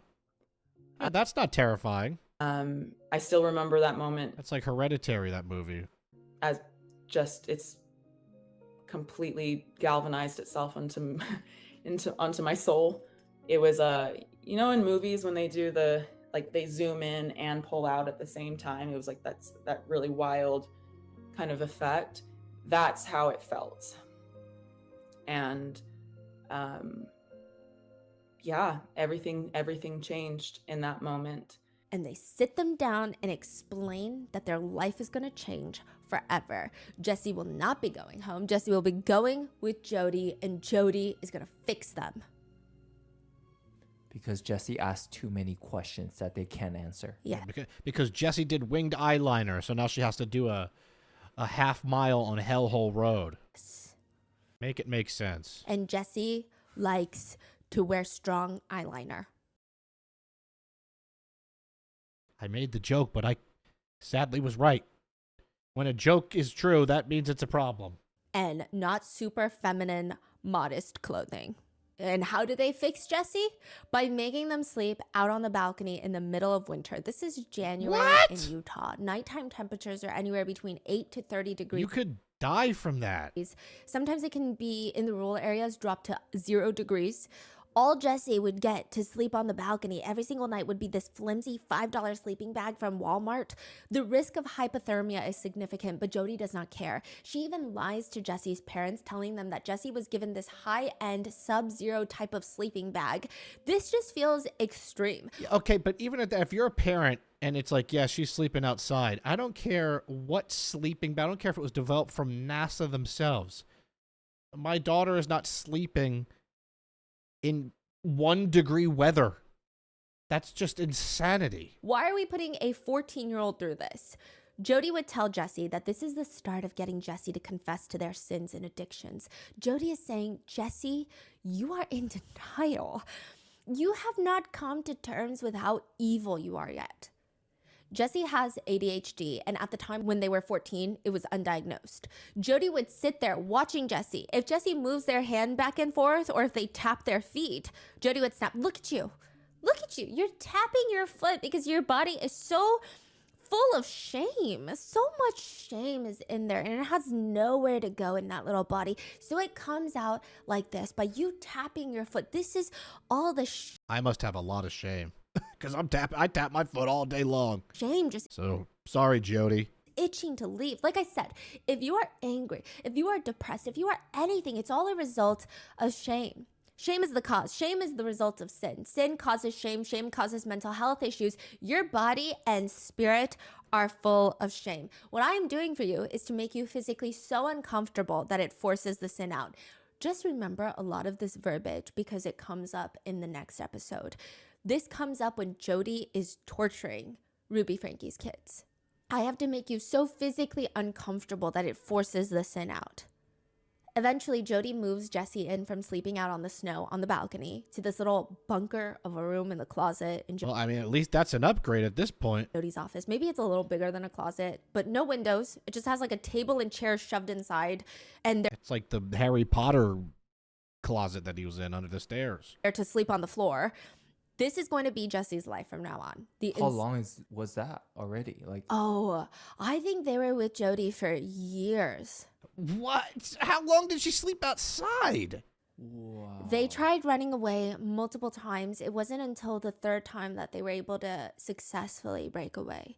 And even then, there were instances where they were brought in by family members to do these family events, and Jodi would be there and they would be terrified. Like, they were terrified that this would be another way to facilitate them going back with Jodi. My God. What's Jesse's emotion towards this whole incident? So much trauma. I mean, they're very eloquent in the interview with Mormon Stories. They're able to articulate exactly what they felt in the moment that makes you feel like you were there with them. But at the same time, it's pretty clear that they're still working through a lot of the trauma. And not in like they're breaking down, which that would not be like a shameful thing or anything like that, but in the sense of they state that over and over. Like, it has impacted every aspect of their lives. So this is going to be Jesse's life from now on. That's Poopy, I love inside of that this baby. room. Jodi tells Jesse along Oh, look how cute my dog looks right now. Oh, look at my little baby.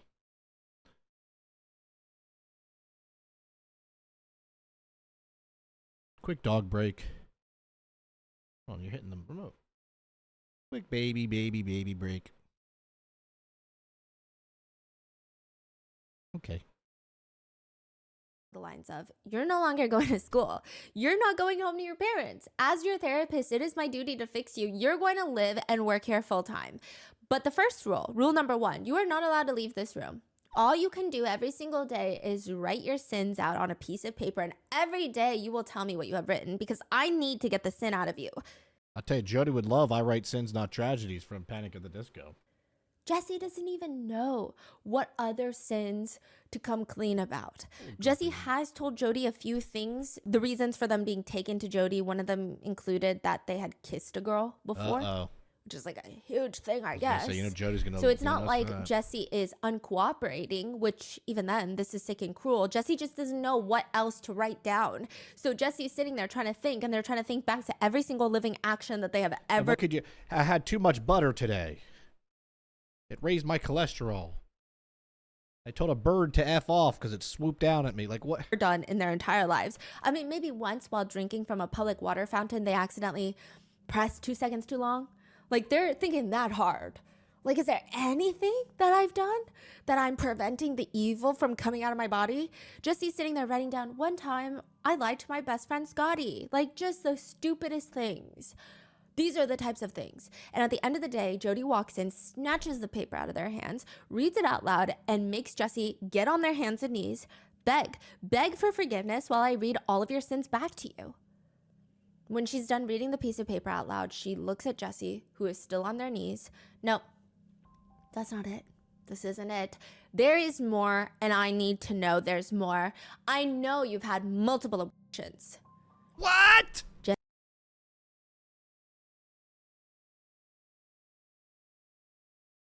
Excuse me? Jesse did not. Jesse did not. What? Jesse would what? even say later in the interview, I mean, What? Jodi would rationalize and validate these types And of... once again, it seems like Jodi wanted that. Like, there's this sick thing where she wanted to be like, yeah, I told you, I knew it. Yeah. Like, what? When I start not knowing what to say, that's when you know it's messed up. When I can't speak, wow. This series is going to be who is more evil between Ruby and Jodi. And I guess I'll have to figure that one out later. behaviors through dreams and visions. Like she would have dreams that God came to her and told her that I had abortions. And so no matter what I said, I was a liar. She was What? convinced that every word that came out of my mouth was a lie. That gave her rationale to put duct tape on my mouth. What? That's why I was always duct taped. Everywhere Jessie went, she had duct tape on her mouth because every word I said was a lie. What do you mean everywhere she went, though? Where do people not report these things? What's going on in Utah? No hate to anybody that's watching this from Utah, but what's going on? You mean to tell me they went to a Target with duct tape on? That's crazy. Which is like the most unhinged accusation. So first of all, Jessie has never had intimate relations that could result in pregnancy at that She was 14. age. They didn't even really know or understand how it works. Also, Jessie likes girls. And that's Right. what Jessie told Jodi. So Jessie's like, what are you talking about? That's crazy. I mean, they've known for a while now. There's just no way that they got pregnant, let alone terminated multiple pregnancies. Also, Jodi accuses Jessie of terminating, like, I think it was like 14 pregnancies. It was a what? lot. It was just a lot. Even though Jodi knows that Jessie is 14? gay. Jessie says, I was struggling with my relationship with my father. Guys, this is what am I watching? I was struggling with self-hatred. I knew I was gay. I knew I was queer. That was a huge part of my internalized shame. That's a Eventually, shame, man. Jessie- That's a shame. You should never be, man, never be ashamed of who you are, you know? Never be ashamed of who you are. It's just not the way to live life. It's not worth it.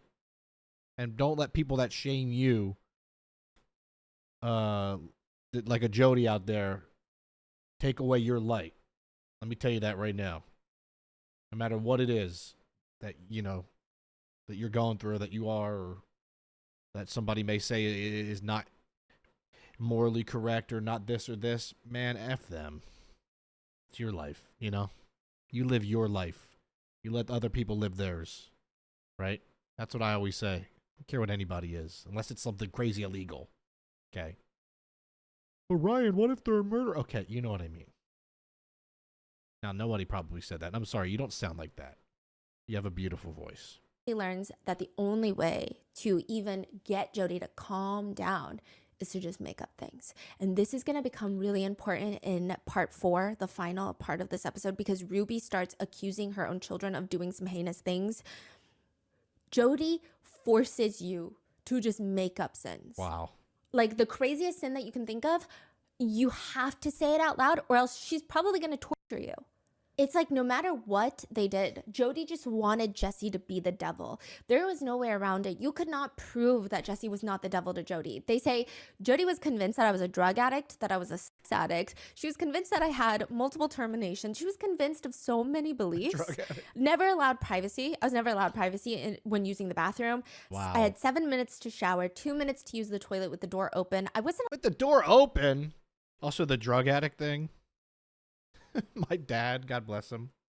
I went through a really rough breakup when I was like 24 with this girl I was dating named Alexis. She broke my heart. She cheated on me. And there was a 24-hour Walmart that was not too far from my house, about 15, 20 minutes away. You know, pre-pandemic when there were 24-hour stores open. So if I was feeling upset or like I couldn't sleep or whatever, I would just sometimes take a ride over to the 24-hour Walmart, 1, 2 in the morning, whatever, and just walk around. It was therapeutic to me, just get my mind off things. You know, look at the clearance aisle. Buy some random stuff. It'd be like, you know, $3 candles. I'd be like, oh, I love that. Buy that. And one day my dad and my aunt both sat me down and they said, we're worried about you. And I said, why? And my dad said, I know what you've been doing. You've been going out. You've been leaving the house at 2 in the morning. I caught you the one night leaving the house at 1 a.m., 1:30. He said, are you selling drugs? I said, selling drugs? I said, I bought a candle. Luckily, I still had the receipt. Kept the receipt. And showed him that at like 2:14 in the morning, I bought a Yankee candle for $8. I was like, no, I'm just sad. allowed tampons because she was convinced My dog wants to come over. Come here. that I was an addict and I was self-pleasuring with them. I was never allowed to have the bathroom door closed because she was convinced that I was constantly self-pleasuring in there. She was My convinced dog that I Cooper was wants to watch. addicted to explicit material. Come on, I mean, you're I'd heavy. never seen porn at that point in my life. I didn't even know that people with my anatomy could self-pleasure. This is Jodi's manual on complete destruction of a human being. How to take a human and break them in every aspect: physical, mental, emotional. The physical is likely the easier part for Jesse. And that's saying a lot because it's just torture, plain and simple. Jodi would make Jesse run up and down Hellhole Pass Road for hours. The concept being, quote, for the reason of making me so physically uncomfortable that I would confess to sins. Oh my I mean, God. if you also made me run up and down a road for hours in the sweltering heat, I would confess to anything. I'd be confessing to the police. I'd be like, okay, I just need a cup of water. You're right. I have reincarnated as the spawn of Satan. I would say whatever you wanted me to say. True. There was one time Jesse says that they finally stood up and said, no, I'm not doing that. Jesse says, that was the day that I walked away. And I was like, no. And I turned around and she punched me in the back and knocked me down. And Jodi, she's not tall, but she's sturdy. She's a powerhouse of a woman, very strong. Then she ended up going inside. I stayed outside. I went to a neighbor's house. The neighbor didn't know what to do. Jodi found me, came, and again, the neighbor was like, I don't want to tell her, but I have to because you're a minor and she has power of attorney. She's your guardian, and I can't lie to her. That's how Jesse gets sent back. Mentally, it's... I'm sorry, but that's such an L neighbor. Are you kidding me?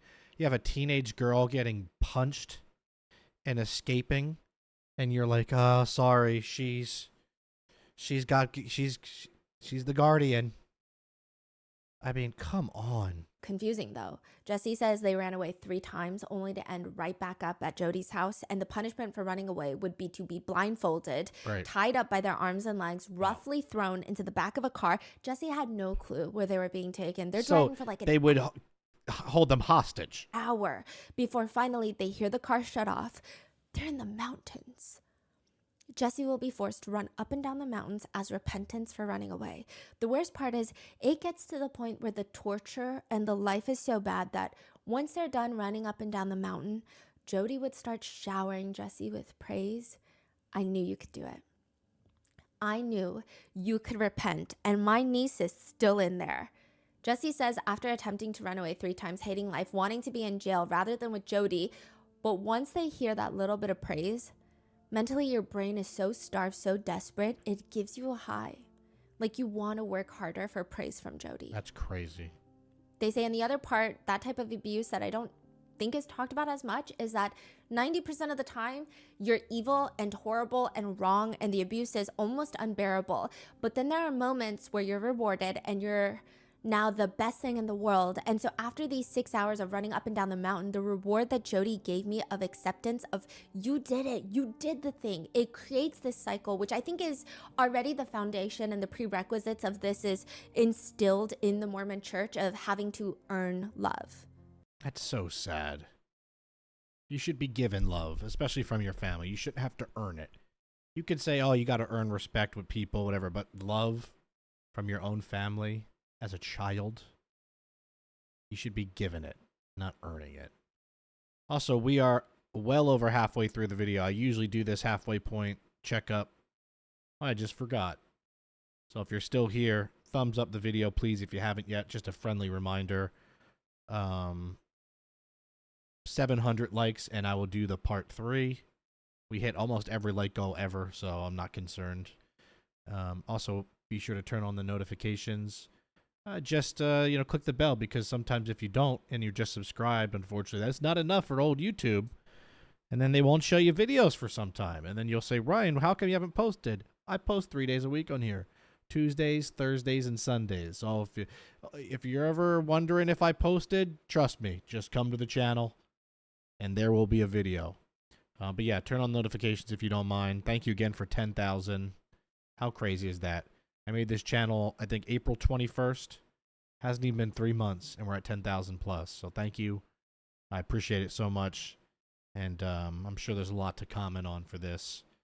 Last time I gave a Merry Christmas prompt at the end of the video. So stick around to the end. I'll give another random fun prompt that we can all comment for the people that stick around.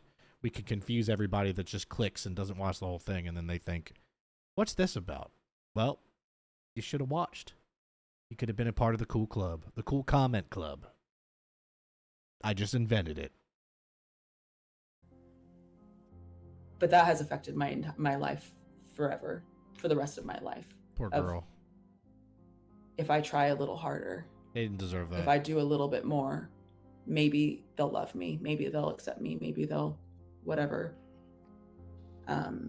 In this case, it was really extreme, where the abuse was so extreme. But then if you would bear it, Also, I said poor girl, and they identify as they, them, so my apologies. I was just like,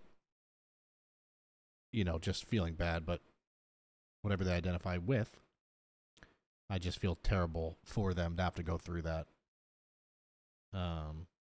They look very cool, though. I hope they know how cool they look. The tats, the makeup, the necklace, the hair, they look very cool. Jesse, I hope you know that. then you would get these moments of immense reward from her. And it's just such a psychological fuckery. That's the best word to say to describe it. And I was scared of myself. People were scared of me. My family, So it's like this very sick cycle of abuse. That's literally like you have a dog. Like, look at my little baby. Look at my little slinky boy. Like, he lets me do anything because he knows that I take care of him, and I've never laid a finger on him. I've never, like he's my baby, and he knows that. That would be like punching or smacking your dog and saying, sit, and then the dog sits after you hit it, and then you just go, oh, good boy, here's a treat. And it's like the dog is doing that because you are scaring it and abusing it into doing it. And then you would be saying, oh, I'm just training my dog. I'm just getting my dog to be a better dog so that it can function better in society. That's basically what Jodi is doing. Abusing and harming these young kids and then saying, now you're learning. It's like, no, Jodi, they're not learning. They're scared.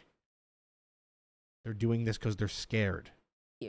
But emotionally, Jesse says they thought about jumping from the balcony to break their legs because they felt like that would be less painful than the torture. Even going to jail, if they're so bad, just call the police. They would ask Jodi, just like, let them arrest me, please. If I'm that bad, let them arrest me. Jesse says, I would rather be in jail. And the isolation was the worst part. Jodi would tell everyone that Jesse is a nightmare, a terrifying nightmare. Jodi told family members the reason that she has Jesse sleep out on the balcony is because, quote, I'm scared. What? I'm scared. Same thing she said with Adam. Jesse is going to murder me in my sleep. You don't know. She's going around saying, you don't know She's got that winged eyeliner. You can't trust her. what I'm dealing with. She listens to Ariana Grande. I have to do this for my own protection. The worst part is Jesse believed it. Wow. They believed maybe she's right. Maybe I just don't see it because I'm young and I'm not connected to God, I guess. But like, why am I so evil? Why is everyone so scared of me? What about Jesse's parents? Right. Believed it. Parents are just as much to blame. I'm sorry. They are. Now, that might sound harsh, but just like Mary, Adam's ex-wife, it's like, you believe that this is me? You believe that without any real evidence, without anything to back it up? You're just as bad and you're just as naive. They're evil. Does Jesse have resentment towards the parents? Or? Yes. I would hope so at that right point. now, Jesse is no longer in communication with their parents. Honestly, I think honestly good. And I know it sounds messed up, but for the best. And some of their siblings had reactions of like, get over yourself when What? Jesse spoke about the trauma that happened when they were with Jodi. Lord. Jesse says, again, I believed all of this. I trusted these people. I trusted the church. The isolation got really bad. It's like Jodi is just practicing on Jesse before she evolves into trying to throw Adam Paul Steed into prison to isolate him. Jesse constantly had duct tape on their mouth, and they were told, because you're a liar. Every single word you say is a lie. You need to be physically reminded that everything you say is a lie. Sometimes Jodi would make them go to family functions with duct tape on their mouth. So people are seeing this. How Jesse are says- you? I mean, like, dude, even there's like no cousin or uncle that was like, hey, this is weird. Hey, she's still a child. Like, you're all guilty then. Everyone around me, my cousins, my parents, everyone was terrified of me. I wasn't allowed to speak to anyone. I wasn't allowed to speak Oh to my my parents. God, they treated her like a little Hannibal Lecter. Which, it's not even the fact that they had duct tape on their mouths and can't physically talk. It's the fact that nobody thought this was crazy. Thank you. And Right, there wasn't just like one sane person in the family that was like, hello. I'm sure if you have duct tape on your mouth and your family members are acting scared of you, it almost makes you feel like some sort of animal. Yeah. It doesn't make you feel human anymore. It's so bizarre. I mean, it gets to the point where Jodi is convinced that Jesse is contagious, rubbing off evil onto everyone around them. If Jesse is in the kitchen because Jodi is making them do something for her, if Jodi's kids, Jodi has 2 kids. Jodi's got 2 kids. Oh, I feel so bad for those kids. Oh, yeah. They're no longer on speaking terms with her. They're adults by the time that she gets arrested. But more on that later. But if they go into the room, these are Jesse's own cousins. If they want to use the kitchen, they would have to report to their mother that Jesse is in the kitchen. And then Jodi screams at Jesse to get the hell out of the kitchen. And Jesse would be forced to stand on the perimeter of the kitchen with duct tape on their mouth, just waiting for them to be done. That is so heartbreaking. Jodi would stare at them and say, see, no one loves you. You're a manipulator and you destroy people's lives constantly. You destroyed your parents' lives. You're destroying your own life and you're trying to destroy mine for trying to help you. Jodi would tell Jesse, no one actually cares about you and you just manipulate them into caring. Nobody believed Jesse, not even their own parents. Jesse says, she destroyed my credibility. I mean, I was an angry teenager, and now she made me into this emotional, angry teenager that she had told people that I destroyed my family's life, that I destroyed my dad's life, and that every person I come in contact with, I destroy. So she sets up the premise, and then when I come forward and I try to tell people what's happening, what she's doing to me, she can be like, oh, see, Jesse's trying to destroy my life. That's what they do. It's all just, it adds up. Being told when you're 14, being told this at any age, but being told when you're 14 that nobody cares about you, I can't even imagine what that would do to your psyche. Being told that when you're 20 or 30 or 40 would still be like a horrific thing to say. And if any of you watching this, I don't care if you're how old you are, if you ever think that nobody cares about you, and it might sound corny, but just know that I care about you, like genuinely. And I'm wishing the best for you, and I'm proud of you, and I'm hoping for nothing but the best for you. Because too many people out there, I feel like, don't believe that that's true. But there are a lot of people out there, just like me, that wish nothing but the best to you, and I'm talking to you directly. It's just sad that people like Jodi are out there putting that kind of thought in people's heads. So she's so good at protecting these loopholes and discrediting people. Eventually, Jesse manages to run away without getting caught. They go straight to the police station, Good. where they lie about their age and get taken to a shelter for those without homes. They say that was rough too, it was traumatizing, but it was still better than being with Jodi. I bet. They probably didn't have duct tape on their mouth. Now, a big question everybody has, though, is why the hell is Jodi Hildebrandt so goddamn angry? Right. Like, it doesn't make sense. Why is she so upset? What with is her Why is she purpose? so angry? Why is she such a vile person? Maybe this. Jesse remembers one very interesting conversation they had with Jodi, because Jodi makes it her entire life mission to make sure that Jesse is not gay. But they stay. Oh, I see. Jodi might be closeted and not taking her insecurities out on others. She did say something to me when I was living with her. That was very strange, because I've known I was queer since I was 7, and I was experimenting with girls and friends since I was 7 or 8. She knew about it and that it was very bad. It was very, very evil. But then she said something to me. She had this friend, her name's Bev. She said something to the effect of, yes, being gay is evil and pleasures of the flesh and yada yada. But if I were to have sexual relationships with my friends, if we were to, it would be different because there's a deep emotional connection there, and that's different. That's so fun. Only I can do it. We were sitting in someone's living room and she said this, and I was just like, what?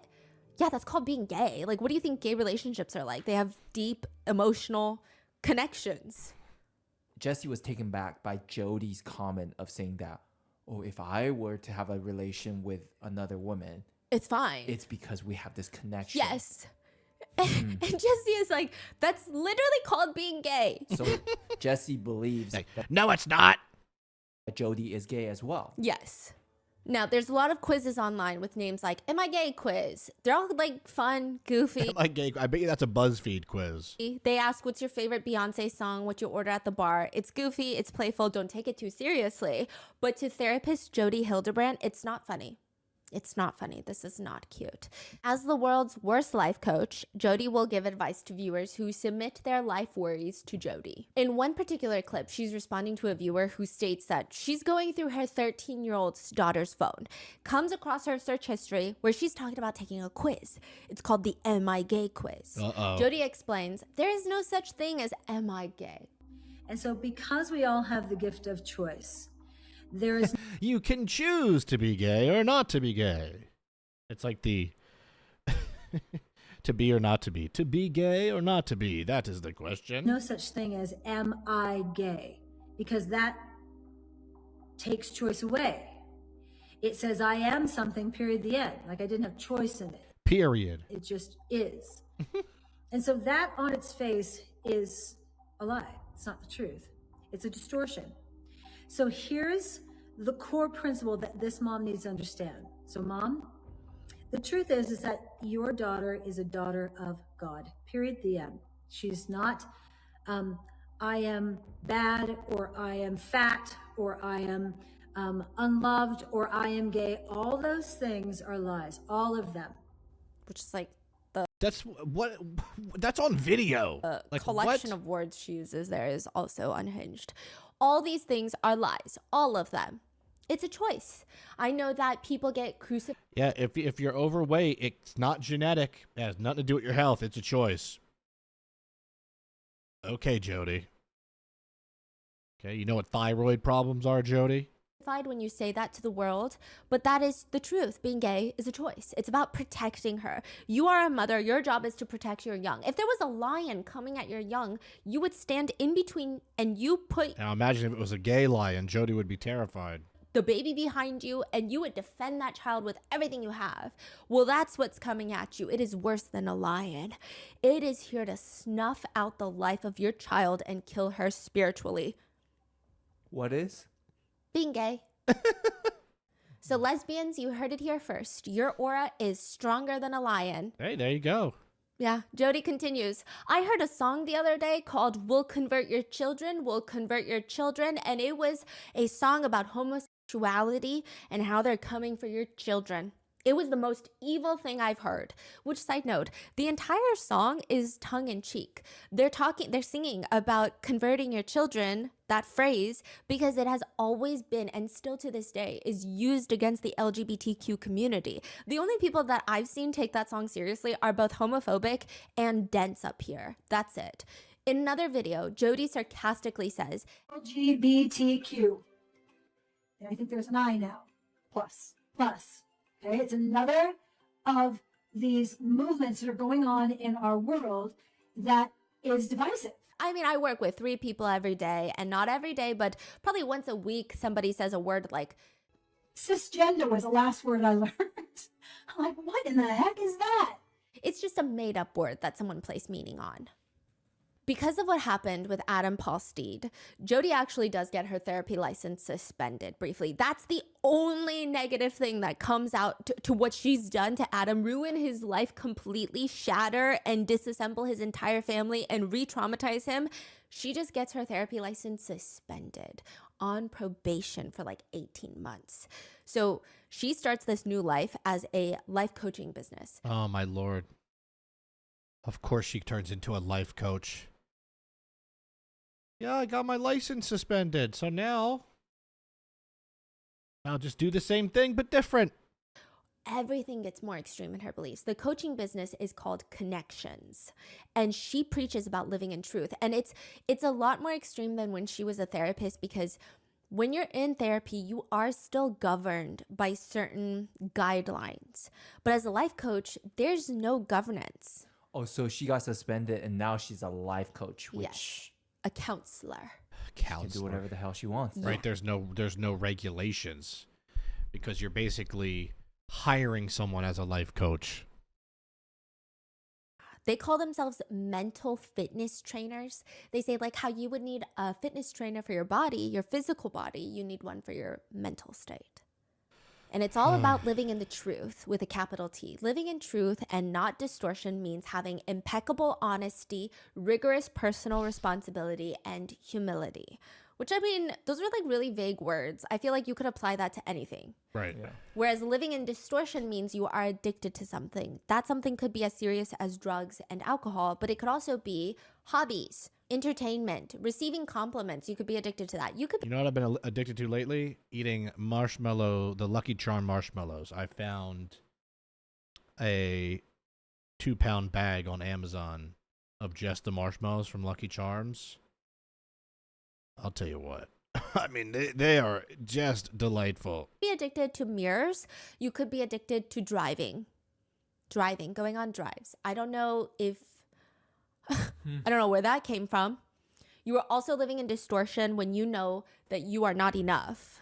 Which, by the way, Jodi Hildebrandt has a memoir that she titled "You Are Not Enough," and everyone's like, I keep reading it as "You Are Not Enough," which, like, yes, Jodi, you are not.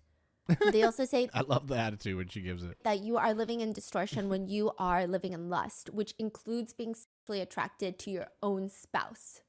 What? That's living in lust. So these principles get built upon through How the years. dare and they you actually love the do one get that you worse as love. They develop. If Jodi was not against drugs, I would think that she developed her ideas while super high on some random couch and elbow deep into a Pringles can, because her ideas of truth and distortion, these cannot be sober Elbow deep into a Pringles can. It's hilarious. thoughts. I'm like, this doesn't even make sense. We can only assume that the idea of formulating a coherent thought is too big of an obstacle course for Jodi because it doesn't make sense. Right. The principles are: truth is always loving. Distortion is never loving. Control is never loving. So remember, if you really want to love someone, you'll reflect truth to them. If you love someone, you can be yourself around them and you don't have to tiptoe around what you're saying. When you love someone, you hold boundaries with them and your boundaries won't offend them. Anyone who is offended by a boundary is in distortion. Anyone who is offended by a boundary is someone who is being selfish and wants what they want. So with these principles of honest, responsible, and humble, you will have calmness, permission, peace, and a willingness to hold boundaries for you and your child. How does Stephanie Soo get these phrases and sentences out so flawlessly? It's unbelievable. I'd be stuttering left and right trying to read all these things. She does it so effortlessly. It's so awesome. Who needs a lobotomy when you have Jodi Hildebrandt's great teachings? I You think don't need a lobotomy, you need a laboo-boo. fortune cookies make more sense and are less vague than her so-called teachings. She would also hit couples with the Jesus said. Having the thought is the same as actually doing it. Look, I can have a thought that I'm about to fly to Venus tonight. That ain't happening. That'd be sick, though. So if you think about your hot coworker, you actually did your hot coworker. Wow. One therapist who was training under Jodi says she was excellent in exploiting Mormon anxiety, being pure, being sinless, being perfect. But Connections was more than just therapy. It was a whole community that she created, a whole platform of people drinking her Kool-Aid. It was like a church within a church, and Jodi was the prophet. That person also didn't like the way that Jodi would treat clients entirely differently according to their status. He says, a client would come in who was well-known and had a lot of money, and she would say to me, we really got to take care of this one. And I thought, that's odd. So this was when Jodi was a therapist. And he would say, like, we're therapists. We're trained not to care about if that person has money. I think she was just salivating. She was salivating about money and power. Like, that Yeah, it's always the power thing. People are just so obsessed with power. I know Kanye West is crazy, but one of his lyrics always hits home. No one man should have all that power. And it's true. No one should have power like that. excited her. Especially Jodi. What can I do with a client with a lot of money, influence, and a lot of power? Jodi was a businesswoman. I mean, She really has a lot of addictions, huh? yeah. Yeah, for some, exactly. RottenMango's husband. I don't know his name. If someone knows his name, so I can address him. For someone that has such a fear of people's addictions, it seems like she has the most addictions of anybody. Yeah. She knew how to hit on a pain point, and the biggest pain point for people in order to turn a profit. Jessie says, this is the crazy thinking about it now, but I used to do her billing. So Jessie is Jodi's niece, remember? And they say, I used to do her billing. She would force me to do it, like free labor. Jodi's billing for the therapy session, Jessie says, I did her billing and she bills the LDS church. So every client, essentially, I would say the vast majority of her clients were from bishop recommendations, just based off the billing that I would do. So the host of Mormon Stories mentions, in the Mormon church, if somebody can't afford a therapist, sometimes tithes and offerings might be used by the bishop who recommends his ward members to Jodi. He will then foot the bill from the church offerings, pay Jodi. She's making money off the church, allegedly, right? But Oh, there's no allegedly. You know she is. they pay the bill. Now, here's the problem with that. One, Jodi is gaining a lot of wealth and success from the church itself. And two, a lot of victims have come forward to state that another insidious way that Jodi ruins people's lives is once your bishop pays for your therapy, they are entitled to all therapy notes. What? There's no What? such thing. Like, you usually have to sign things that say my bishop can also know what I talk about in therapy. So it's this, Jodi will alienate you from your bishop, accuse you of doing some heinous things allegedly. This feels like a whole nother world. Like, I have no, like, this just doesn't feel real. Is the allegation against Jodi. I mean, multiple I'm allegations. sorry, but a lot of this stuff is all like brainwashing and just cult-like. I mean, what are we dealing with here? Against Jodi. And how do so many people agree with it? Even when Jessie's physical state started changing because of the physical torture that their aunt was putting them through, I mean, a lot of people at the church could see them in this mental and emotional anguish. And they did People nothing. start going to the bishop about them. Oh, And the okay. bishop then turns to Jodi, gives Jodi a full rundown, like, these are what people are saying about Jessie. Jessie says, Bishop went to Jodi, told her, gave her the names of the people, what they said, the reason why these people I think thought the bishop was snitching. anything was wrong with me. And according to Jodi, it was because I was emotionally manipulating them into thinking that I would go to church, wear a long face, and manipulate them into feeling sorry for me. Jodi would facilitate meetings with the bishop and with Jessie to tell them, no, tell them, Jessie, nothing is wrong, right? Oh, no. Jodi's great, which is already highly unethical. Okay, side note, already unethical. If you are a therapist, every single therapist, at least the ones that should be licensed anyway, they say if their family member, a niece, a cousin 5 times removed, doesn't matter, they would never be their therapist. They would recommend someone, that's it. You do not become the therapist for your niece. And not only that, but you don't have them move in with you. And since, And you also don't duct tape their mouth. you know, Jodi is in competition for the worst person alive and just bring the gold home, Jodi would facilitate meetings with herself, Jessie, and Jessie's bishop. And the church leader, the bishop, would tell Jessie, you're like a horse. You got to be broken in. Oh, my Jessie Lord. says, we drove to all the people's homes, all the church members that were concerned for me, and Jodi sat me in the car. She told me exactly what I was going to tell these people, and I would go in and apologize to them for manipulating them into thinking that Jodi was doing something wrong to me when she was. Hi, I'm sorry I'm malnourished and frail. I did it on purpose. And they were probably like, it's okay, we believe you now. Actually saving my life. Jessie says, also, Jodi hates men. She hates men. She thinks all men are pretty much, vast majority of men are evil, including church leaders. She thought church leaders were idiots. And she had the answer and that she understood it. She thought she was fighting tooth and nail I on will say, she might be right about that one. A lot of men do suck. Okay, not to give Jodi a pass, but the front lines of I am a man. I get it. Satan. But somehow, there are still people that believe Jodi is the all-knowing oracle to the truth. One review reads, Jodi's one-on-one calls and the group classes have been life-changing for our family. Oh, I bet. Years of false beliefs were surfaced in weeks, what years of therapy failed to do. I will say, anyone who believes Jodi's tactics are questionable are simply not ready to take responsibility for their choices. 5 stars for Jodi Hildebrandt. Review left by Ruby Franke. Oh, no. Honestly, once again, I forgot. I'm going to probably title my video about Jodi, but I almost forgot that there's a tie in here because now I'm so invested in the Jodi Hildebrandt, the Jodi Hildebrandt story. I forgot that the title is this, that Ruby and Jodi share a bed. 18-year-old Ruby is not looking for a degree, Oh, which no. seems counterintuitive She got Ruby when she was 18. because she is a student at Utah State University. But where else are you supposed to find the love of your life who is going to be athletic, handsome, smell good, comfortable to talk to, well-groomed, not skinny, 5 inches taller than Ruby, doesn't have anger issues, is not snappy, is not snooty, is good with music and teaching, wears khakis and collared shirts, Eagle Scout, is good with siblings, likes yard work, prays daily, reads scriptures daily, wants 6 kids, willing to help kids with homework, and is crazy about me. Good luck with that. That sounds like 1 in a million. That is her list of what she's looking for in her future husband. And she's looking right now. 18 years old, in college, looking for a husband. How do we know that? Her prerequisites. She has a whole graph of it labeled and detailed on a poster board that's hung in the back of her closet. When she starts dating, she's going to go in and start writing the boys' names across and then coloring in the boxes. So if you're 5 inches taller, she'll color in that box. And then at the end, she's going to see Like, you only want 5 kids, not 6. I'm sorry, it won't work. who has the most colored boxes, and that's her future husband. What? Yeah. She's like efficient with her dating. That is crazy. Yeah. The boy that she's going to marry is going to check off the most. And one of the contenders is Kevin Franke.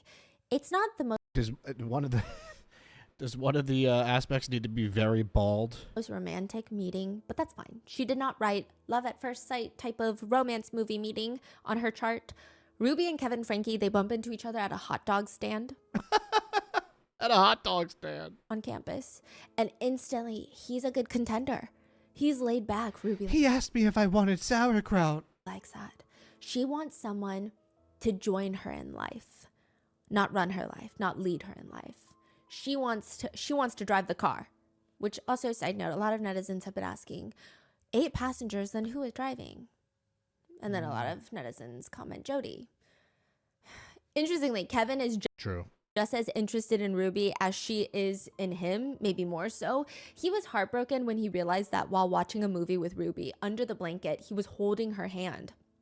But when he looks under, there is another guy dating Ruby on the other side, also holding her hand. What? Excuse me?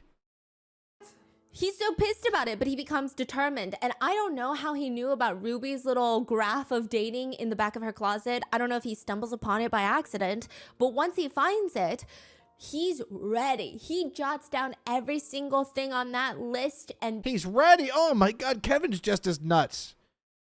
If I'm dating a girl and I go in her closet and there's a graph of everything she's looking for in a man and it's shaded out for this guy and this guy, I am quietly taking my things and going home and changing the locks on my door. And this man was like, I'm going to be the best I can for her. You're just as stupid, Kevin. this is the new Kevin Franke. This is who he will be from this day forward. He says, I went home and I studied hard. I studied that list harder than I did my What? schoolwork, I think. I was very insecure with who I was. I was willing to change to become somebody that somebody else would appreciate and Oh love. my Lord. And it works. After 2 weeks of dating, this is like 2 weeks after meeting each other, they get engaged. And Oh my God. 2 weeks of dating, they get engaged. within 2 months of being engaged, they get married. And at just 21 years old, Ruby gives birth to their very first child, New York Times bestselling author Sherry. Love the plug for New York Times bestselling author Sherry. Yeah, get her book. 1 down, 5 more to go. 6 kids total, and Ruby Franke is the type of mother who needs a scapegoat. She would be a perfect mom, right? Had it not been for this kid. Oh boy. Everything would have been perfect had it not been for this one. A lot of narcissistic parents always find a scapegoat in the family, and it's usually a kid. Every other kid is good. Every other kid is well behaved in their eyes, except this kid. If something goes wrong, it's this kid. Does the kiss shift? Yes. The kid, it seems like in the beginning it is Chad. And then once a lot of the older children move out, once Chad and Sherry move out and Kevin moves out, it'll be the youngest too. Yeah, I mean, narcissists will never blame themselves. They'll just blame anything that's in front of them. The dog, the cat, the kid. It's just whatever it is. That's just how they are. A narcissist will never take blame. They just, exactly what he said, they shift. They can jump person to person to person to person. You're the problem, you're the problem, you're the problem. Not me. I'm perfect. It's your fault. Chad is the eldest son, the second born. And in part 1, we go over Ruby taking away his phone, his bedroom door, even sending him to a troubled teen wilderness camp for over a month. It seems like this was all done at the recommendation of Jodi, which Ruby meets Jodi through a friend who is telling Ruby, listen, if anyone can, quote, fix Chad, which, by the way, Chad, and I don't think any of the Franke kids needed any sort of fixing. They just I was gonna say, Chad seemed like an upstanding, outstanding young man. needed a mother who loved them and did not vlog all of their worst moments Right. and put them online 5 days a week. Right. But she says, if anyone can, quote, fix Chad, it's going to be Jodi. Now, the first Zoom meeting between Chad, he remembers for some reason his parents were so nervous. Chad thought it was goofy. He's like, I'm just going to get through this Zoom meeting with this Jodi lady and I'm going to be done with it. They hop on Zoom. Jodi says, Chad, it's really good to see you. Are you ready to start living an honest and responsible and humble lifestyle?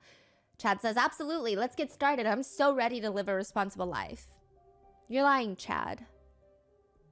Chad said he went silent because he's never had a therapist or whatever call him out so directly in front of his parents. Like, you're lying about that. It was just very aggressive. Chad looks over and he just knew that his mom is hooked from that moment forward. Jodi is not taking Chad's bullshit. Is this like in the middle of their YouTube journey? Like Yes. they're already famous? And, Already famous. So do you think Jodi coming in already like, oh, I want these people as... It seems like I want to it. latch on to this Yes. them because they're famous. And Famous, rich, influence. Yeah. Everything is Power. perfect. I see. Yeah.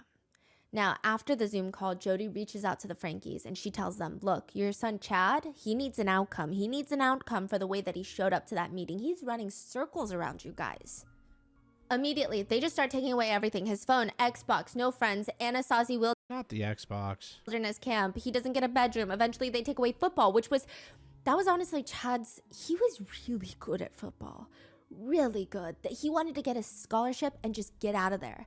Chad says, my mom was trying everything in her power to fix me, but I never felt like she was doing it for me. It always felt like she was doing it for herself. Yep. At one point, my mom got kind of teary-eyed and she said, Chad, this is your last chance. Jodi and I found a military camp in Virginia and we are just waiting for one more time of you acting up. And if that happens, we're going to send you there until you're 18. Like acting up for Chad was be like, oh, I had 2 Go-Gurts instead of 1. And they're like, yep, you're going to this kid jail. Chad says, I don't know. I think I really just sensed something in my mom that realized that she's not going to let Jodi go. This is just how it's going to be. This is how it's going to be from now on. And I just decided to start listening. Ruby's thought is, if this is going so well with Chad, why not Kevin? Maybe Kevin Franke, Ruby's husband, can benefit from some counseling. Oh, boy. Kevin Franke works as a professor at BYU in the civil engineering department with a focus on geotechnical engineering, meaning he teaches how soil and rocks and earth materials interact with structures and buildings and infrastructure. It's a lot of work pertaining to the soil, so they're really well versed in fundamentally soil mechanics and just They know a lot about dirt. how rocks behave. So how certain soils respond to static and dynamic loads, how an earthquake can have the interactions between the infrastructure and the soil specifically in that region, and how they can learn to make the infrastructure better for the future.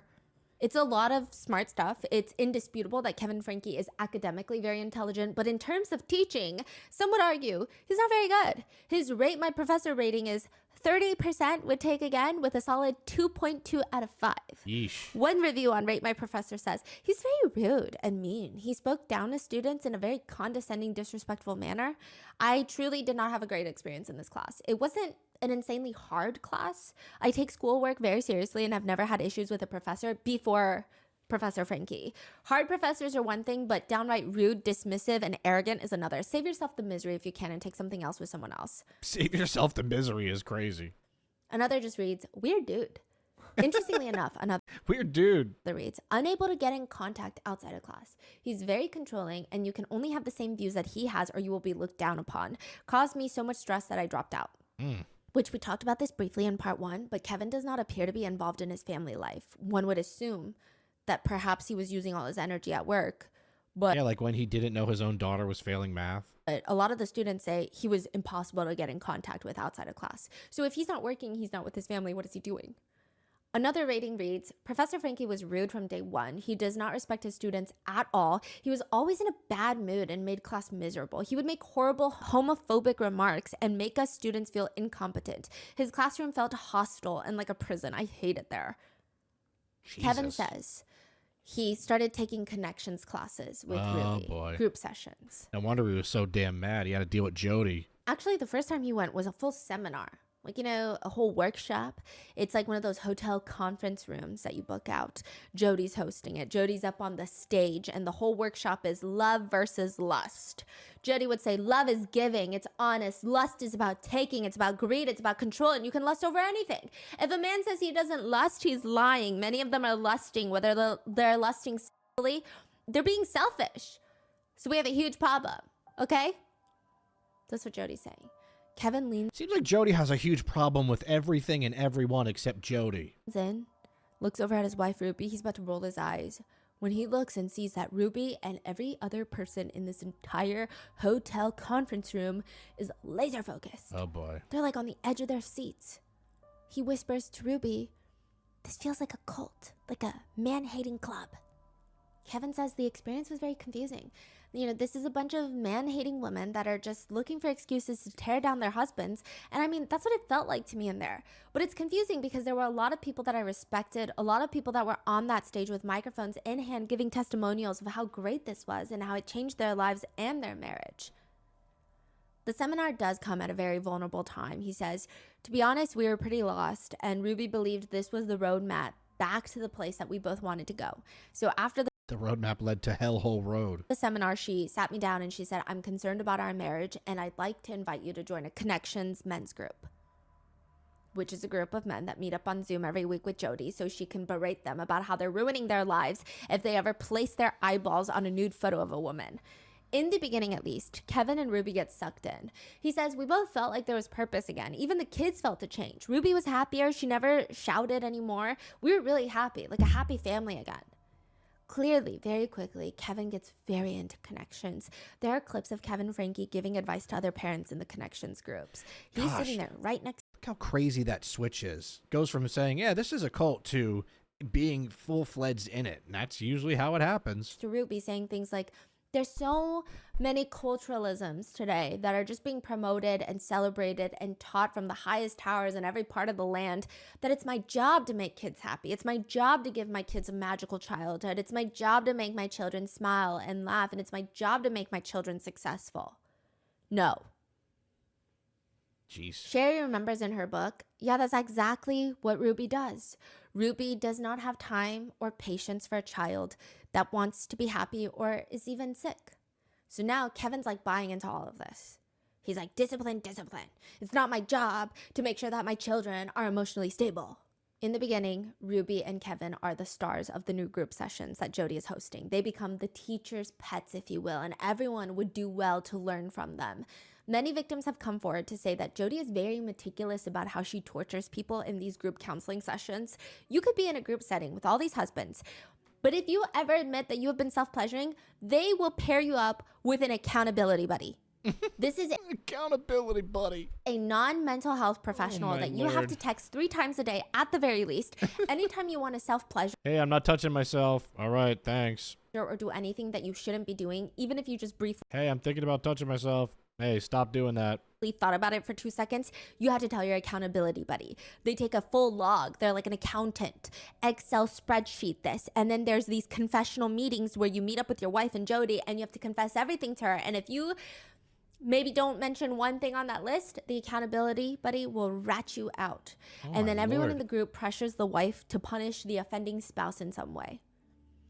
Other victims who have come forward state that Jodi encourages the wife to punish husbands by kicking them out of the bedroom. No hugging, no kissing, no talking, no nothing, no intimacy or even personal connection for months at a time, all for the unforgivable crime of self-pleasure. Does Jodi have a husband? Hey, lock me up.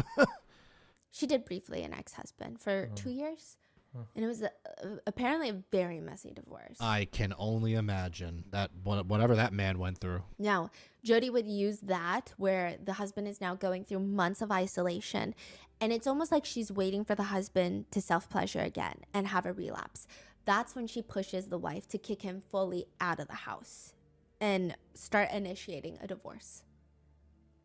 Aside from that, the group sessions are just group bullying sessions. Kevin says, if Jodi piles on somebody, they all pile on. If Jodi praises somebody, they all praise. And so it really felt like a pack of dogs. And Jodi was the alpha. And whoever she sticks the dogs on, they would go. Whoever she praised, you know, the dogs would just lick them up and down. And that's just how these groups went. The revenue from these group counseling sessions alone is estimated to be, on the conservative side, have brought in Jodi about $30,000 a month. A month? Man, I must be in the wrong profession.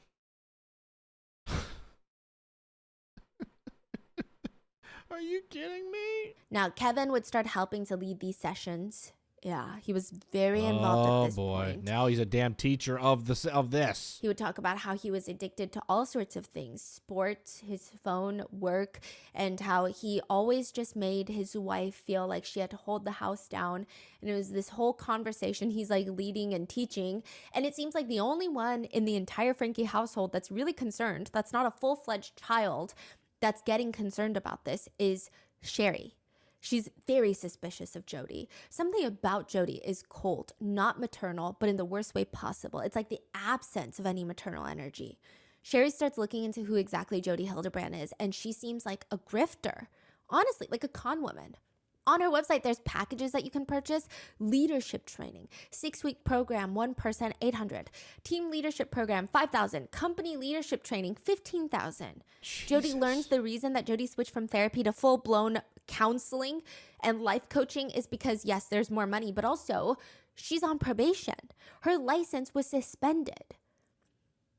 Wow. At this point, Adam Paulsteed's story was not fully out, so it just was like Jodi was disclosing patient information to the honor code at BYU.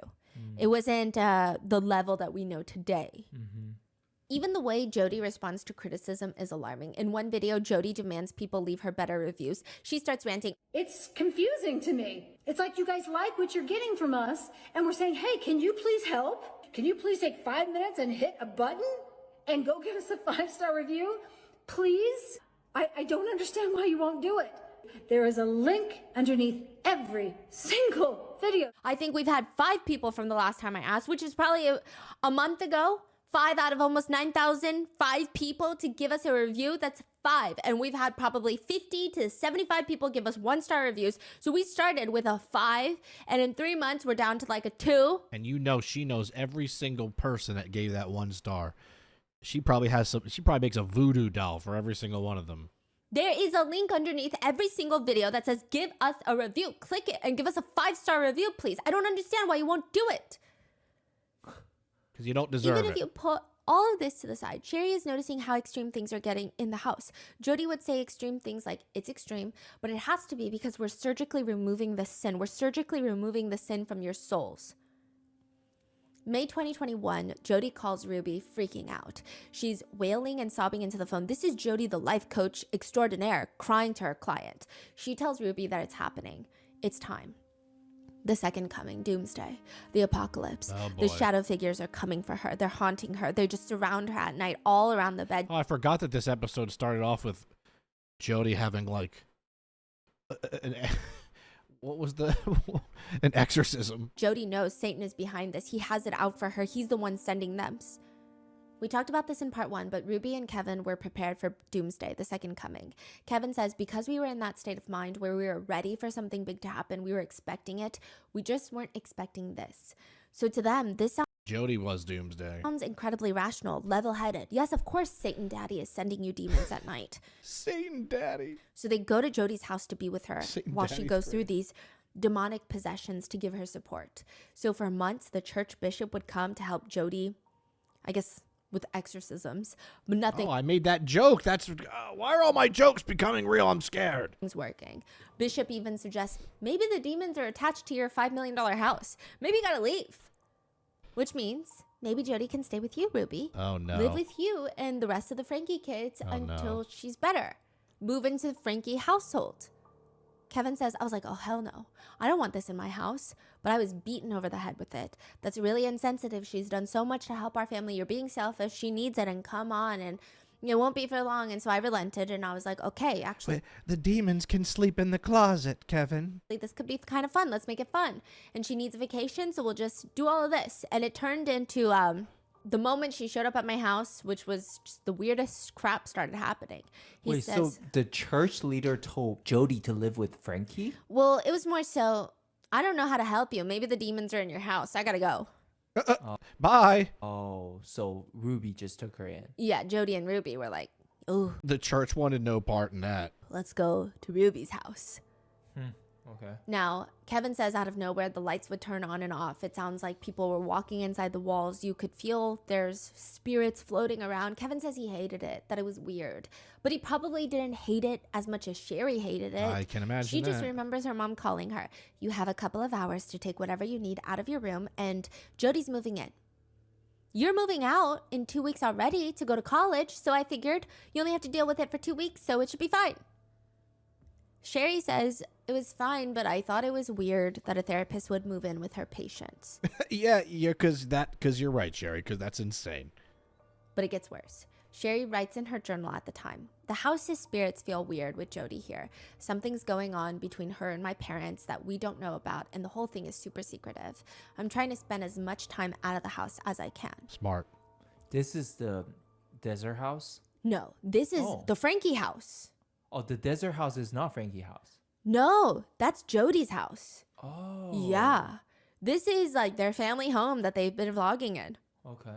Now, Jodi is still suffering from her demonic possessions, her trances. Both Ruby and Kevin are trying to help her through it, but eventually Jodi starts responding best to Ruby. Oh, Ruby boy. even volunteers to stay in Jodi's room overnight, which is her daughter Sherry's room, to comfort Jodi because the demon spirits get more active at night. They start sleeping in the same bed. Ruby tells Kevin, you know what, I'm just You know Jodi like that. gonna start sleeping in there, and if I need you, I'll come down and get you, and maybe if I'm in the room with Jodi, these things will leave her alone. Kevin says, I'm like, oh, that's kind of weird. That is when they started sleeping in the same bed. Kevin says that's also when, quote, Ruby started having like trances and stuff. I would say it was probably around that time that she believed she was going to heaven and seeing God and Jesus talking with them. They would stay locked in that room for 4 to 5 hours, and then they would come out all on cloud 9, and Ruby would say things like, she just had this amazing vision. We're all bringing all this stuff into the world. We're doing God's work. Yeah. Kevin says, I don't know the extent to which their interactions went, but it was much more than a friendship, much more than a sisterhood. It was uncomfortably intimate. Sherry says, I never remembered her being that sympathetic towards me when I was having similar issues, aka nightmares as a kid, but I guess this was different with Jodi. Also, Sherry says, Ruby and Jodi would stay upstairs all day, and they would rarely leave the house unless they were going to Dairy Queen. Their diets were Unless they were going to Dairy Queen. a cardiologist's nightmare, just sugar and ranch dressing.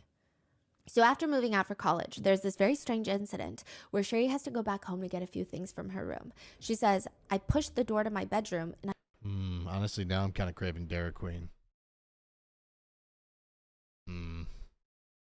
Oh, that could be our comment prompt. Dairy Queen.